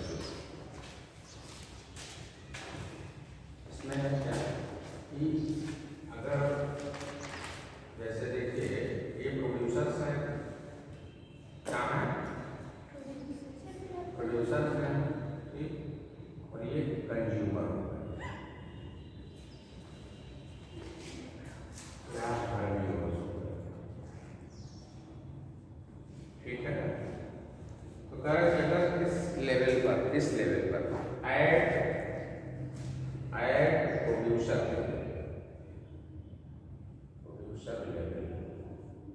लेवल पर अगर टोटल एनर्जी 10,000 है बेटा, 10,000 किलो जूल, ठीक है ना। क्वेश्चन देख लो,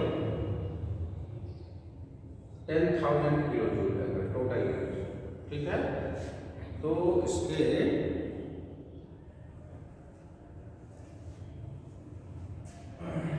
प्राइमरी कंज्यूमर प्रोड्यूसर हो गए, कंज्यूमर हो गए, और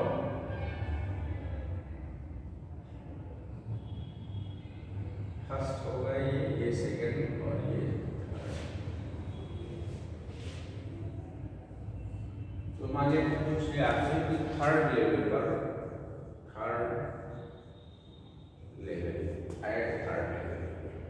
कैलकुलेट द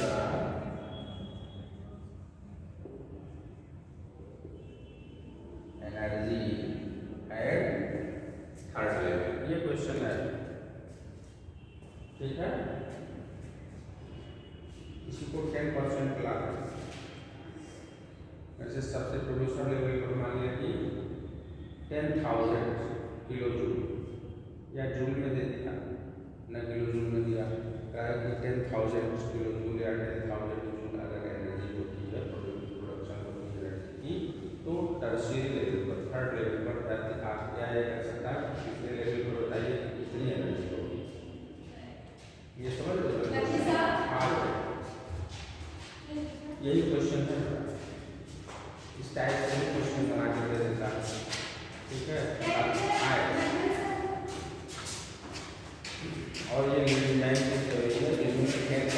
लाभ दिया, बहुत इम्पोर्टेंट है, कैलकुलेटिव करने का मैथमेटिकल क्वेश्चन आती है, क्वेश्चन बहुत ज़्यादा पूछते रहता है। 10% लाभ है क्वेश्चन, कहाँ बोलना नहीं, 10% लाभ, 10% लाभ नहीं पढ़े तब क्या पढ़े, ये तो सबसे इम्पोर्टेंट क्वेश्चन, मतलब अरे बिल्कुल दिया है, मैं दिखा दूँ, देखो एनसीईआरटी रखी है, बिल्कुल दिया, एक्स्ट्रा नहीं है। आपके नीट में कई बार क्वेश्चन पूछा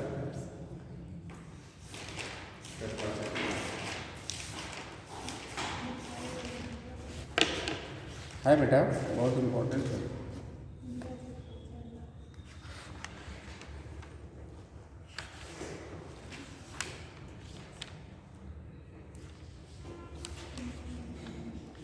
किसी के पास बुक है, देखिए जरा, सर्च करिए।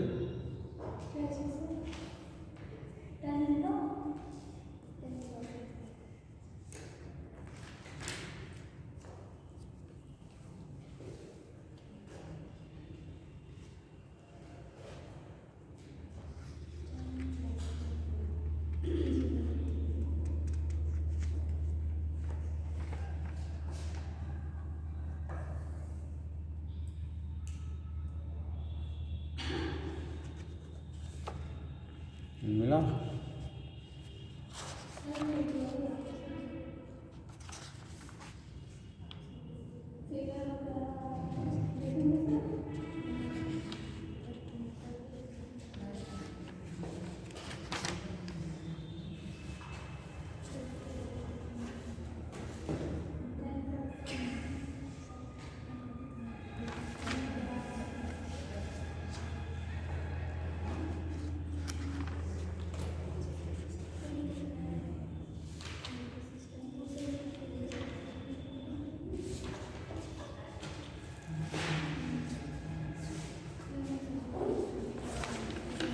ये देखो डायग्रामेटिकली इसमें क्या है, देख लो, ये देखिए, ये डायग्रामेटिकली इसमें दिया है,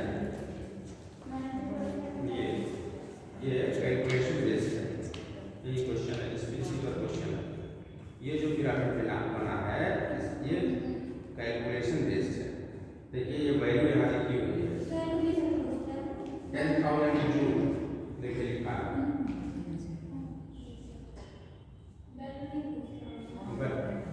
वैल्यू नहीं, इसी पर कैलकुलेशन है। 10,000 की जगह पर ऑनलाइन कर देगा तो आपको कैलकुलेट करना पड़ेगा, कैलकुलेट करके निकालना। बहुत ज़्यादा कैलकुलेशन है तो छोटा सा कैलकुलेशन होता है, लेकिन बड़े कैलकुलेशन जो टाइम है उसका नॉलेज होना चाहिए आपको। पूछ लेता है कि कैसे जो है, फिर अब ये है वो किस लेवल पर पूछता है तो सकते स्वीकार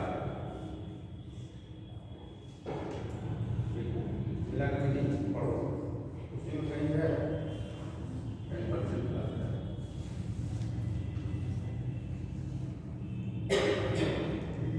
यस। देखो पेज नंबर 247 पर आइए, 247। Yes, page number 247। गेटिंग और नॉट, मिल गया? बोलो।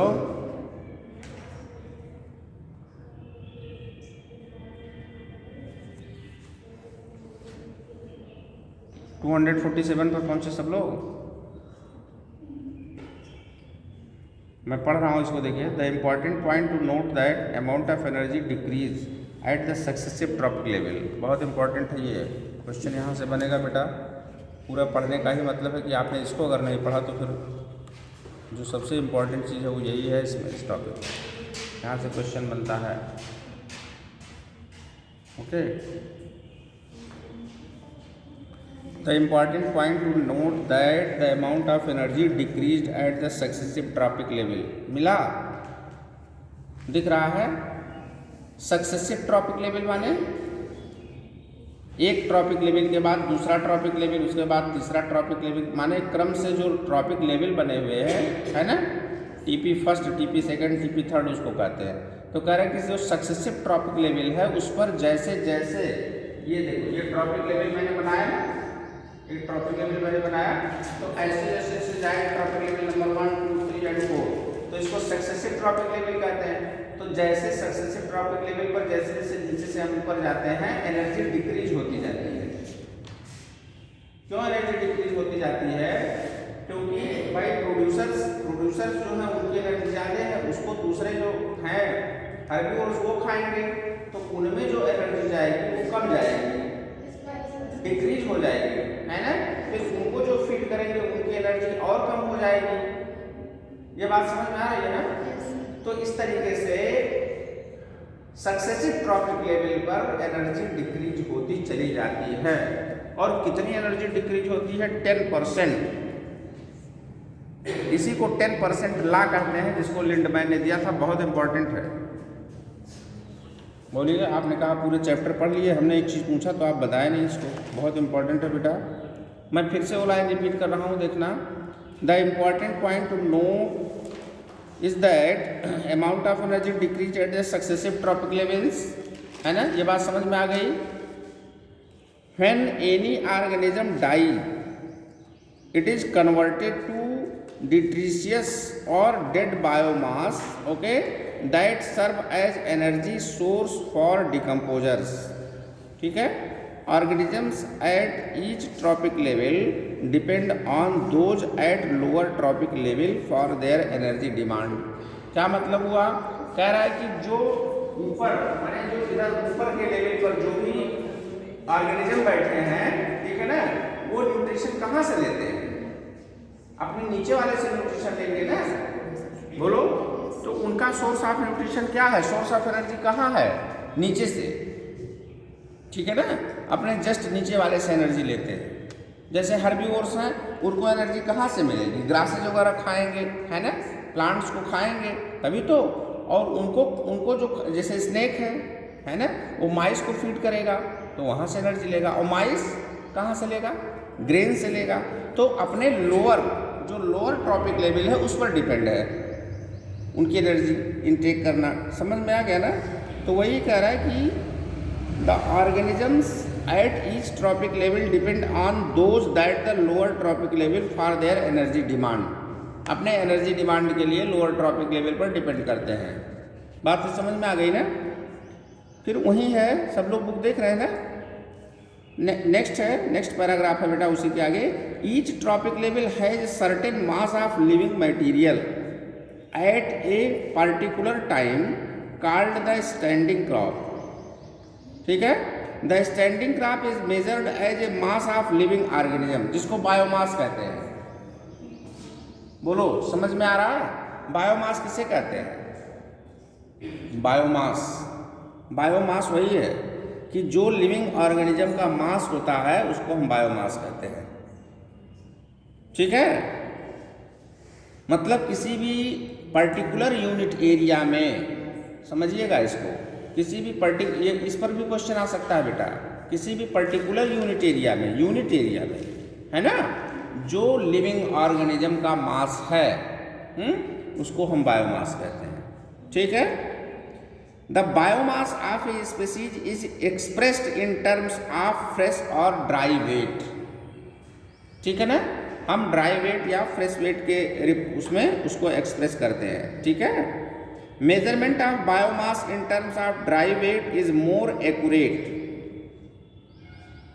ड्राई वेट के उसमें ज़्यादा एक्यूरेट है, ज़्यादा एक्यूरेसी है उसमें। ठीक है, अब देखिए कह रहा है क्यों ऐसा, the number of trophic level in the grazing food chain. जैसे कोई ग्राजिंग फूड चेन है, ग्राजिंग फूड चेन पर आते हैं, तो ग्राजिंग फूड चेन में सबसे नीचे यानी प्रोड्यूसर में ग्रासेज होंगे बेटा, उसके बाद गोट होगी। बोलो, यही तो। ठीक है, तो 10% ला इसी पर देखिए है कि the grazing food chain is restricted as the transfer of energy follow 10% law. Only 10% of the energy is transferred to each tropic level. ठीक है ना, माने एक ट्रॉपिक लेवल से, जैसे ये ट्रॉपिक लेवल, इस ट्रॉपिक लेवल से जो एनर्जी है, मान लिया कि 10,000 एनर्जी, 10,000 जूल एनर्जी, देख लो 10,000 जूल एनर्जी यहाँ पर प्रोड्यूस होती है। ठीक है ना, तो इस ट्रॉपिक लेवल से इस ट्रॉपिक लेवल पर, माने नेक्स्ट वाले ट्रॉपिक लेवल पर 10% एनर्जी क्या हो जाएगी, लॉस हो जाएगी, डिक्रीज हो जाएगी। तो कितना बचेगा 10%? कैसे निकालेंगे इसका 10%? जैसे 10,000 है, बोलो, हाँ, मल्टीप्लाई बाई 10 और अपॉन 100, इसी फार्मूले से निकालते हैं। बोलो, तो ये कर देंगे, ये देखो यहाँ से डबल जीरो कैंसिल हो गया, यहाँ से डबल जीरो ये कैंसिल हो जाएगा, यानी 100 मल्टीप्लाई बाई 10 और 100 मल्टीप्लाई बाई 10 हो गया, तो कितना हो गया, 1000 हो गया कि नहीं? बोलो, 1000 हो गया, यानी 1000 जूल एनर्जी इस ट्रॉपिक लेवल पर जाएगी।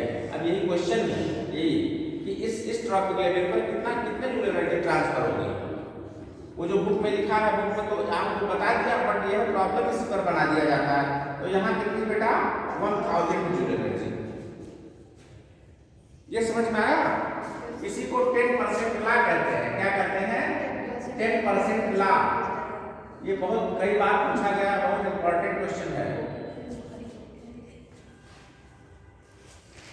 भाई। जितना टोटल एनर्जी है, जो टोटल एनर्जी गेन हुई प्रोड्यूसर्स के द्वारा, वो टोटल एनर्जी नहीं ट्रांसफर हो जाएगी? क्यों नहीं ट्रांसफर हो जाएगी? आप बताइए। आप प्रोडक्टिविटी भी तो पढ़ेंगे इसी टर्म्स में। क्या है इसका मतलब? भाई जो प्लांट्स हैं कुछ एनर्जी अपने लिए भी तो यूज कर लेंगे। हाँ, तो ये बताना चाहिए आपको, यही इसमें मेन चीज है बेटा, यही चीज है।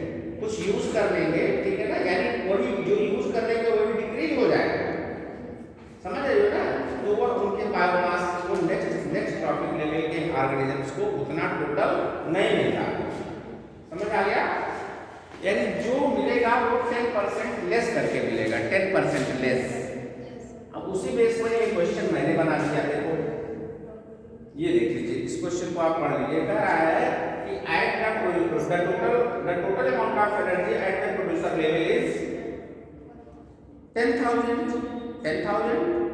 चाहे 1000 रख लो, चाहे 10,000 रख लो, जितना भी रख लो, जो भी अमाउंट क्वेश्चन में पूछ ले। सुनो गर्ल्स, ध्यान दो बेटा, ठीक है ना? इतना टोटल अमाउंट है एनर्जी का। कह रहा है कि calculate the energy at the third level या सेकंड लेवल पूछ ले। सेकंड ट्रॉपिक लेवल कैसे निकालेंगे? मैथमेटिक्स का यूज करके कैसे निकालेंगे? हाँ, तो करके दिखाओ। चलिए निकालिए, सेकंड का भी निकालिए, थर्ड का भी निकाल दीजिए। चलो तो एक दो क्वेश्चन कर लो अभी, बस कंफर्म हो जाएगा। बहुत आता है बेटा, कई बार आया है। थर्ड लाइन में 100 होगा उसके कंप्लीशन का क्वेश्चन, हाँ कैलकुलेट करो। अगर थर्ड लाइन में नेक्स्ट वाले पर कितना होगा? 100 होगा और उसके ऊपर 10। नहीं, हर्बीवोर्स को कितनी एनर्जी मिलेगी? मान लिया क्वेश्चन मार्क से पूछे सर कितने में? सर सेकंड पे। हाँ सेकंड बेटा, सेकंड को मतलब हर्बीवोर्स मान लीजिए, प्रॉपर्टी लेवल की बात है, इसलिए हम आपको नाम दे रहे हैं, नाम से बनाइए निकालिए। How many energy getting by the herbivores? If the energy produced by the producer is 10,000, sentence सुनती जाओ, सेंटेंस सुनिए। सर सेकंड में होगा 100 और उसके ऊपर होगा 10, क्योंकि जैसे वो नीचे वाले में है 10,000, उसके ऊपर 1,000, उसके ऊपर 100, उसके ऊपर 10, ऐसे ही कुछ होगा। तो ये कैलकुलेट करना आप लोग सीख लीजिए, ये कभी भी किसी टाइप से बना करके पूछ देगा। सर सही है। फार्मूला वही है, बाकी ये है कभी 10,000 पर पूछेगा, कभी 1 लाख पर पूछ लेगा। सर ये सही है जैसे। हाँ बेटा, यही फार्मूला जैसे हम कैलकुलेशन किए हैं ऐसे कर लेना, ठीक है। इसको 10% ला करते हैं। किसने दिया था? ये भी पूछा है क्वेश्चन, बोलो। सर आप बताएं। लिंडमैन ने दिया था, देखो मैंने लिख दिया है, ठीक है।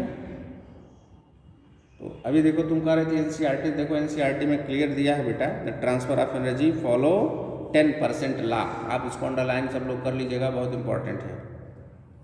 10% लॉ, ओनली 10% लिखा है clear, only 10% of the energy is transferred to each trophic level from lower trophic level, okay.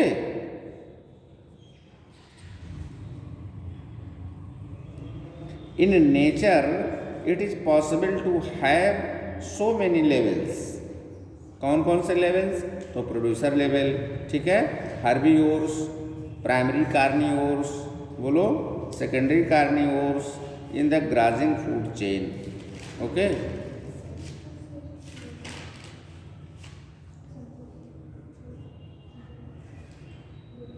ये चीज दिया है। तो इस तरीके से कैलकुलेशन वाले क्वेश्चन डिस्कवर्ड बाई, और ये 10% लॉ अपने आप में इम्पोर्टेंट है, ठीक। तो ये इकोसिस्टम में बहुत और एनर्जी, मतलब पिरामिड से क्वेश्चन जरूर आएगा, याद रखिए। कोई भी ऐसा एग्जाम नहीं है जिसमें पिरामिड से क्वेश्चन ना आए। उसी में ये भी है, 10% लॉ भी है, ऐसा नहीं कह सकते, लेकिन हाँ हाई इम्पोर्टेंट होता है, ठीक है। तो ये हो गया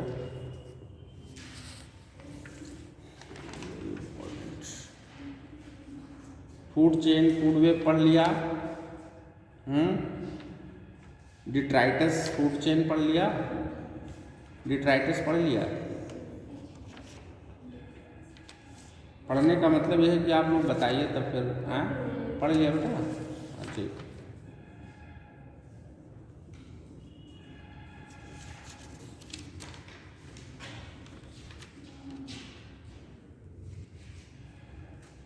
सी में यानी समुद्र में बायोमास की पिरामिड कैसी होगी, बताना जरा। एक क्वेश्चन है, आया हुआ क्वेश्चन है नीट में, क्वेश्चन नोट कर लीजिए आप, क्वेश्चन नोट करिए, नीट का क्वेश्चन है।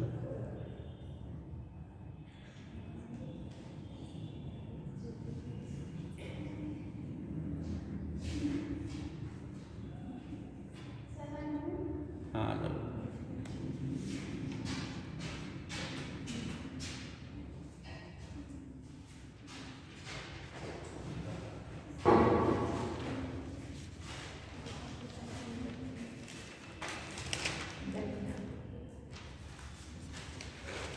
द पिरामिड ऑफ बायोमास इन सी, सी माने समुद्र, है ना, बताइए।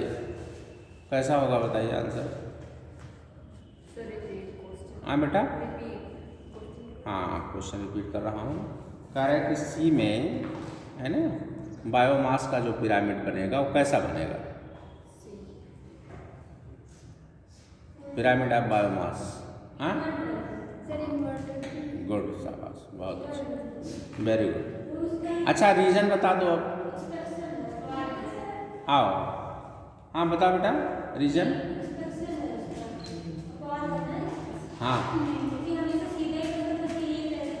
हाँ हाँ ठीक, करेक्ट। कैसे नहीं, क्यों, रीजन क्या है? नहीं आंसर तो सही दिया आप लोगों ने, ठीक। But what is the reason behind it?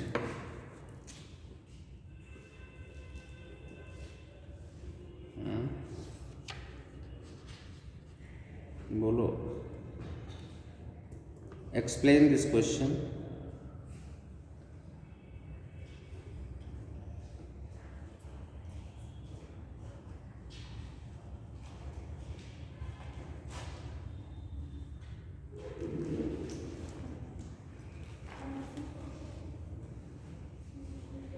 Sir आप आंसर बता दीजिए, कोई बता दें, कोई बात नहीं बेटा, बता दें, बिल्कुल बता दें। भाई देखिए ऐसा है कि सी में है ना प्रोड्यूसर्स कौन होते हैं, पहला क्वेश्चन तो यही है, बोलिए। Who is producer in the sea? Sea में प्रोड्यूसर कौन होते हैं बेटा? प्रोड्यूसर जो होते हैं वो कौन होते हैं, बोलो। फाइटोप्लैंक्टन, फाइटोप्लैंक्टन होते नहीं, मीट्स वगैरह होते हैं, है ना? तो फाइटोप्लैंक्टन होते हैं, फाइटोप्लैंक्टन होते हैं प्रोड्यूसर। और उसके बाद होती है फिशेज जो इनको फीड करती हैं। मछलियाँ किसको खाती हैं? हाँ है ना, अरे ठीक है, कोई बात नहीं। स्मॉल फिशेज होंगे इनको और स्मॉल फिश को खाएंगे बड़ी फिश, लार्ज फिश, यही ना? हाँ ठीक है। तो फिशेज मतलब ये है कि फिशेज की एक कैटेगरी है। तो हम ये यहाँ पर ये बता रहे हैं कि जो प्रोड्यूसर माने जो फाइटोप्लैंक्टन है, फाइटोप्लैंक्टन है, इनका जो वेट है, इनका जो बायोमास है, ठीक है ना, वो कम होगा कंपैरेटिवली फिशेज के। अरे भाई फिशेज तो बहुत बड़ी बड़ी फिशेज होती है ना, तो उनका बायोमास बहुत ज़्यादा नहीं होगा। हाँ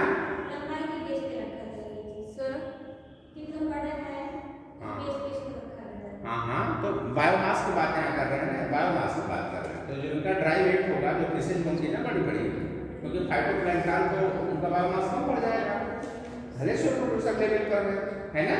लेकिन अगर आप फॉरेस्ट इकोसिस्टम, फॉरेस्ट को ले लीजिए आप, हाँ तो देखिए कितने लार्ज बड़े बड़े प्लांट में वहाँ पर प्रोड्यूसर वही तो हो गए वहाँ पर, तो उनका बायोमास ज़्यादा होगा, ये चीज़ है। तो इस नाते ये वो तो सीधा पड़ेगा, लेकिन ये उल्टा हो जाएगा, क्योंकि वहाँ जो फिशेज होंगी वो डोमिनेट हो जाएंगी। उलट गया है, ये बात समझ में आ गया ना बेटा? चलो ऐसे ऐसे क्वेश्चन निकाल करके बता रहे तुमको, ये इम्पोर्टेंट है ये भी। सर हाँ फिश को क्या मतलब कौन सा उखाएगा, फ्रॉग? नहीं नहीं नहीं भाई, नहीं देखिए ऐसा है भाई, जो स्मॉल फिशेज होंगी, फाइटोप्लैंक्टन होंगे ओशन में, है ना, उसके बाद स्मॉल फिश होंगी, फिर उसके बाद लार्ज फिश होंगी, ठीक है। और हाँ बोलो, फिश को भी तो कोई खाएगा। हाँ यस यस, फिशेज या फिर ह्यूमन? फिशेज को जो है वो बोलो, फिशेज को कौन खाएगा? स्नेक्स वगैरह खा सकते हैं, स्नेक फ्रॉग नहीं खा सकता। वही ना, जो समुद्री सांप होते हैं बड़े ना बेटा, हाँ वो जो है फीड करेंगे उनको, ठीक है, समुद्र में। एग्जैक्टली आंसर यही है, स्नेक, नॉर्मल स्नेक जो नहीं खा सकते। नॉर्मल स्नेक नहीं खा सकते, जो एक्वेटिक एनिमल हैं, लार्ज एक्वेटिक एनिमल्स हैं, they feed on the fishes, like that octopus, like that hydrofish, जो बड़े बड़े ऑक्टोपस का वो जो ब्लैड होता है वो कौन सा कलर होता है? हाँ? ऑक्टोपस जो होता है उसका ब्लैड, और जैसे पूछा गया क्वेश्चन है हाँ, कौन उसका सा? आंसर जैसे आया था उसका आंसर नहीं पता था। कौन सा होता है क्वेश्चन? ऑक्टोपस का जो हेड होता है वो कितने होते हैं और ब्लड कौन सा कलर होता है? ये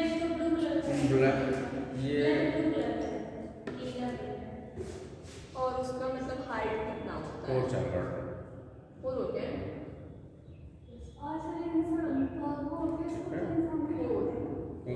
क्योंकि रियल फिश तो है नहीं, वो तो जान ही रही है। ऑक्टोपस जो है वो रियल फिश नहीं।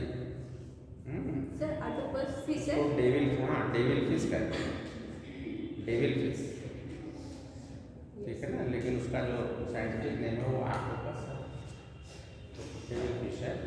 जैसे मतलब हम फिश के जो वो होता है उसमें रख सकते हैं आप? और नहीं रख सकते, फिश है ही नहीं, रखेंगे कैसे?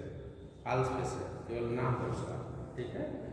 हाँ बेटा देखो, जैसे कि अभी सिलेंट्रेटा आप पढ़िए, सिलेंट्रेट में देख लीजिए, नाम है ना, कई फिश है, but they are not fishes. जैसे कुछ का नाम बताओ, लिली है, एंटीडॉन है, क्या नाम कहते हैं उसका? एंटीडॉन को क्या कहते हैं? हाँ, एंटीडॉन है ना सिलेंट्रेटा में। तो इन सबको कुछ ना कुछ इनका नाम है भाई, फिशेज हैं, they are not real fish, they are false fish. ये फॉल्स फिश है। क्वेश्चन पूछ लेता है कि in which of the following is true fish, ठीक है ना। इसमें से ऑप्शन दे देगा, कहेगा बताइए ट्रू फिश कौन है। तो जैसे ऑरेलिया दे दिया, ऑरेलिया कहाँ का है, किस क्लास का, बोलो किस फाइलम का है? ऑरेलिया, ओबिलिया, बोलो। जेलीफिश, जेलीफिश को क्या कहते हैं? क्वेश्चन पूछा है ये भी, बताइए किसका, रिकॉल करो। जेलीफिश बेटा,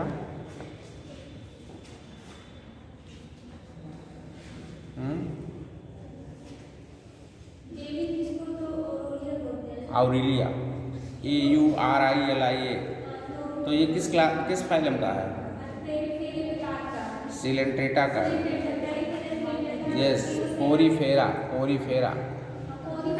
पोरीफेरा के बाद सिलेंट्रेटा में ऑरेलिया आता है, और उसी ऑरेलिया को ही जेलीफिश कहते हैं। क्या कहते हैं? जेलीफिश कहते हैं, JELLY, जेलीफिश।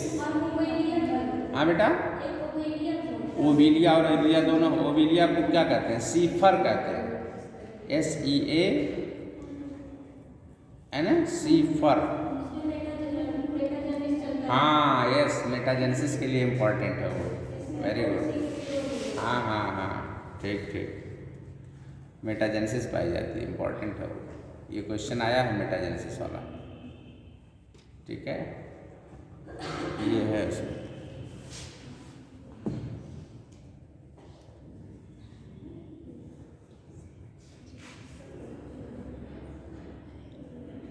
ऑक्टोपस के ब्लड का तो हम रिकॉग्नाइज नहीं कर पा रहे हैं थोड़ा सा, श्योर। जैसे ये देखता है कभी कभी शॉर्ट वीडियो पे, तो उसका आंसर नहीं देता है, कमेंट हाँ यस, तो चेंज ही हो जाएगा, सही बात है। जो ब्लड में पिगमेंट पाया जा रहा है वो चेंज हो जाएगा। हम लोगों में तो हीमोग्लोबिन पाया जाता है, तो हीमो में जो हीम है बेटा, है ना, उसी के कारण जो है, हाँ यस, मतलब जो है रेड होता है, तो उसमें हीमोसाइनिन पाया जाएगा। Very good. हाँ ये होगा।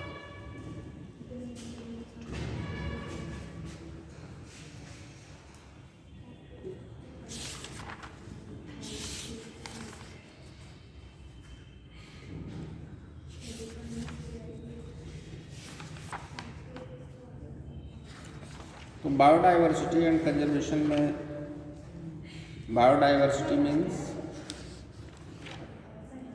And it's conservation. ठीक है। तो हमारे बायोस्फीयर में बायोडाइवर्सिटी माने बेटा डिफरेंट टाइप के फ्लोरा और फना है ना पाए जाते हैं, तो इसी को बायोडाइवर्सिटी कहते हैं, है ना। Means they exist not only the species level, okay, but they at all the level of the biological organisation, ठीक है ना। मतलब यह हो गया कि जो माइक्रो ऑर्गेनिजम्स हैं, जो माइक्रोस्कोपिक ऑर्गेनिजम्स हैं, वहाँ से स्टार्ट करके आप लार्ज ऑर्गेनिज्म तक चले जाइए, ठीक है ना। So we can say they have the different, है ना, size on the basis of size, ठीक है। तो biodiversity the term popularized by the sociobiologist Edward Wilson to describe the combined diversity at all the level of biological organization, जैसे genetic diversity, ठीक है ना, जैसे स्पीसीज डाइवर्सिटी, जैसे ecological diversity. तो क्या है इसमें देखते हैं। A single species might show high diversity at the genetic level over its distributional range, यानी the genetic variation shown by the medicinal plant Rauwolfia omitoria क्या बता रहा है। हमने आपको बताया था राउल्फिया सर्पेंटाइना, है ना। तो Rauwolfia vomitoria growing in the different Himalaya region might be in terms of potency and concentration of the active chemical risperidine, जो उसमें केमिकल्स पाया जाता है जिसको एल्कलॉइड्स हम बताए थे आपको, कह रहे कि उस पर डिपेंड करता है। That plant produces India has more than 50,000 genetically different strains of rice, okay, and 1000 variety of the mango. मतलब यह है कि कह रहा है कि जो किसी पर्टिकुलर स्पीसीज में डिफरेंट टाइप के जो ऑर्गेनिजम्स या जो फ्लोरा और फना बनते हैं, ठीक है, वो उनके जेनेटिक डाइवर्सिटी पर डिपेंड करती है। जैसे मैंगो का एक स्पीसीज वो है तो वही हो, मैग्नीफेरा इंडिका बोलो, लेकिन यह है कि 1000 वैरायटी उसकी पाई जाती है। तो ये क्या है, ये जेनेटिक डाइवर्सिटी तो है बेटा। माने जीन लेवल पर उसमें कहीं न कहीं कुछ न कुछ डाइवर्सिटी हम देखते हैं, इसी को हम जेनेटिक डाइवर्सिटी कहते हैं, ठीक है ना। और देखो जैसे उसका एग्जाम्पल ले लिया जो मेडिसिनल प्लांट है राउल्फिया सर्पेंटाइना, राउल्फिया ओमिटोरिया, ठीक है ना। कह रहा है कि हिमालय रीजन में डिफरेंट रीजन में जहाँ पाए जाते हैं उनके एल्कलॉइड्स के कंटेंट में जो एल्कलॉइड का कंटेंट है उस पर जो है डिफर करता है। क्या डिफर करता है, कहीं किसी रीजन में एल्कलॉइड्स किसी प्लांट में ज़्यादा होंगे, कहीं कम होंगे, ये कंटेंट की बात है ना। स्पीसीज डाइवर्सिटी में आते हैं। The diversity at the species level, for example the Western Ghat have a greater amphibians species diversity than the Eastern Ghat, यानी वेस्टर्न घाट में एम्फीबियंस ज़्यादा हैं कंपेरेटिवली ईस्टर्न घाट। मैंने ईस्टर्न घाट में उतने एम्फीबियंस नहीं पाए जाते जितने कि वेस्टर्न घाट में पाए जाते हैं, ठीक है ना। तो यह क्या हो गया, स्पीसीज डाइवर्सिटी हो गई, ठीक है।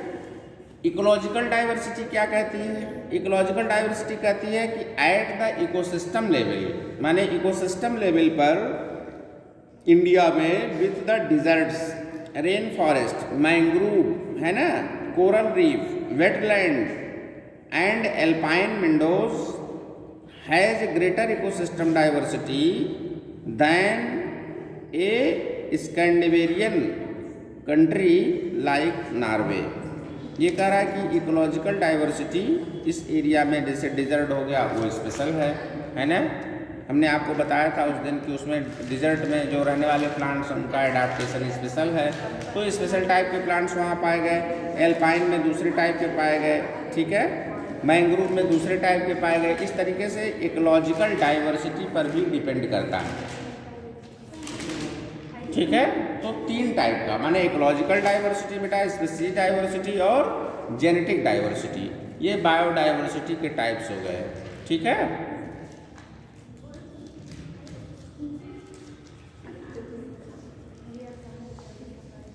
नेक्स्ट टॉपिक है how many species are there on earth and how many in India.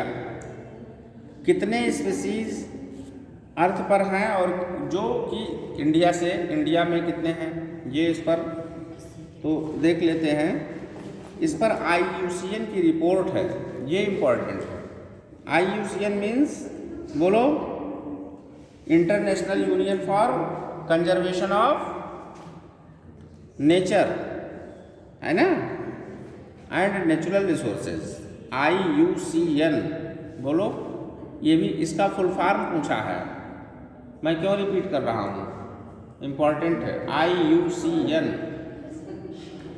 हाँ, IUCN इंटरनेशनल यूनियन बोलो for conservation of natural resources की रिपोर्ट है बेटा 2004 में। कह रहे total number of plant and animal species described so far is slightly more than 1.5 million. ये report है 1.5 million, but we have no clear idea of how many species are yet to be discovered and described. कहे कि 1.5 million तो है, लेकिन हम अभी इस पर क्लियर नहीं है कि कितने को इसमें डिस्क्राइब किया जा चुका है। समझ में आ गया? कितने प्लांट्स को, कितने जो ऑर्गेनिजम्स हैं, उन कितने को डिस्क्राइब किया जा चुका, हम इस पर अभी क्लियर नहीं है। ये IUCN की रिपोर्ट है 2004 की, ठीक है। कि कह रहे कि clear idea of how many species are yet to be discovered and described, estimates vary widely and many of them are only educated guess, ठीक है। For many taxonomic group species and more completed in the temperate than tropical countries, considering that an overwhelmingly large proportion of the species waiting to the discovered are in this tropic. Okay, ये report ये है बेटा, देखो इसमें कह रहा है कि some extreme estimates range from 20 to 50 million, but a more conservative and scientifically sound estimate made by a report may place the global species diversity at 7 million. हैं तो सब मिला करके 20 से 50 मिलियन, लेकिन केवल 7 मिलियन कह रहा है, केवल 7 मिलियन ऐसे हैं जिनकी रिपोर्टिंग है, बाकी सबकी रिपोर्टिंग नहीं है। समझ में आ गया ना? यानी सबसे बड़ी प्रॉब्लम तो यही है कि अभी तक सबकी रिपोर्टिंग नहीं हो पाई है। ये IUCN की रिपोर्ट है। तो यहाँ ये 2-3 लाइन ये चीज़ें हैं जो इम्पोर्टेंट हो जाती हैं आपके लिए।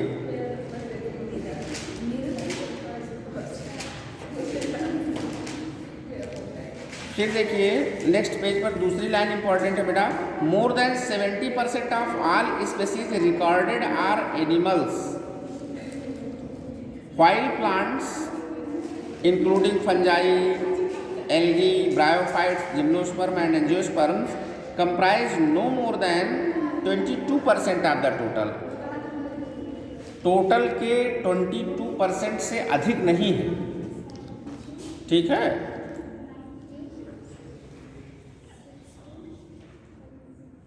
Among the animals, insects are most species rich taxonomic, लेकिन उसमें सबसे ज़्यादा इंसेक्ट की डिस्कवरी हो चुकी है। इंसेक्ट, ठीक है ना, इसी नाते इंसेक्ट का जो आर्थ्रोपोडा है वो सबसे लार्जेस्ट है ना, लार्जेस्ट है ना, लार्जेस्ट है आर्थ्रोपोड्स जो है, ठीक है।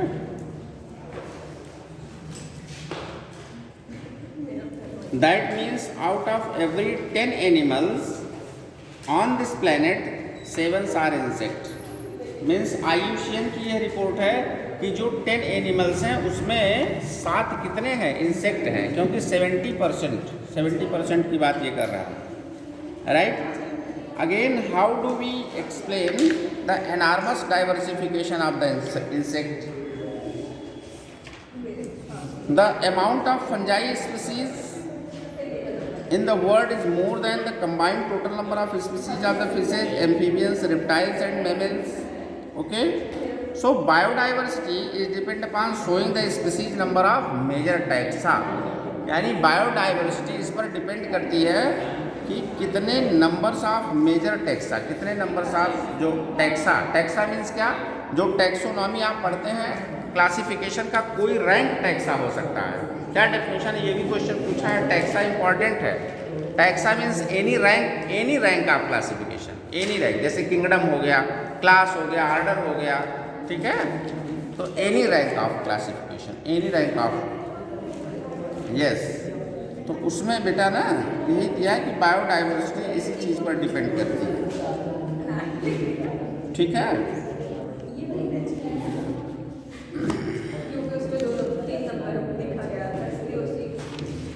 तो 10% लॉ पर जरूर प्रैक्टिस कर लीजिएगा, इम्पॉर्टेंट है। और अब देख लो ये डायग्राम जो बुक में दिया है 260 पेज पर एक डायग्राम दिया है, इम्पॉर्टेंट है, इससे भी क्वेश्चन बन जाते हैं बेटा। इसमें देख लीजिए जो इंसेक्ट की बात किया है,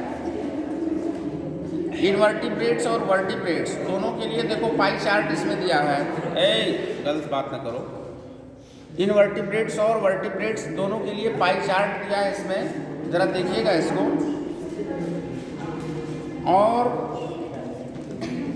प्लांट के केस में फंजाई के लिए दिया है, देखिएगा ज़रा। फंजाई दिया है, मॉसेस दिया है, फर्न्स दिया है, एल्गी दिया है, लाइकेन दिया है और एंजियोस्पर्मिक प्लांट दिया है। एंजियोस्पर्म दिया जिसमें फंजाई का रेशियो सबसे ज़्यादा है, फंजाई की डिस्कवरी सबसे ज़्यादा हो चुकी है। तो बायोडाइवर्सिटीज़ में फंजाई और इंसेक्ट, एनिमल में इंसेक्ट और प्लांट में फंजाई, ये दोनों क्वेश्चन इंपॉर्टेंट है। 10% लॉ वगैरह नहीं तैयार किए भाई? हाँ, बता ही नहीं पा रहे थे कोई क्वेश्चन, बहुत इंपॉर्टेंट है इस पर। 10% लॉ,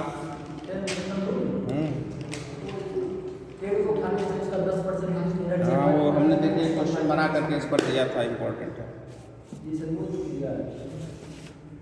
प्रैक्टिस वाली बुक क्यों नहीं ले आए? लाए होते तो आज और प्रैक्टिस कराया गया होता।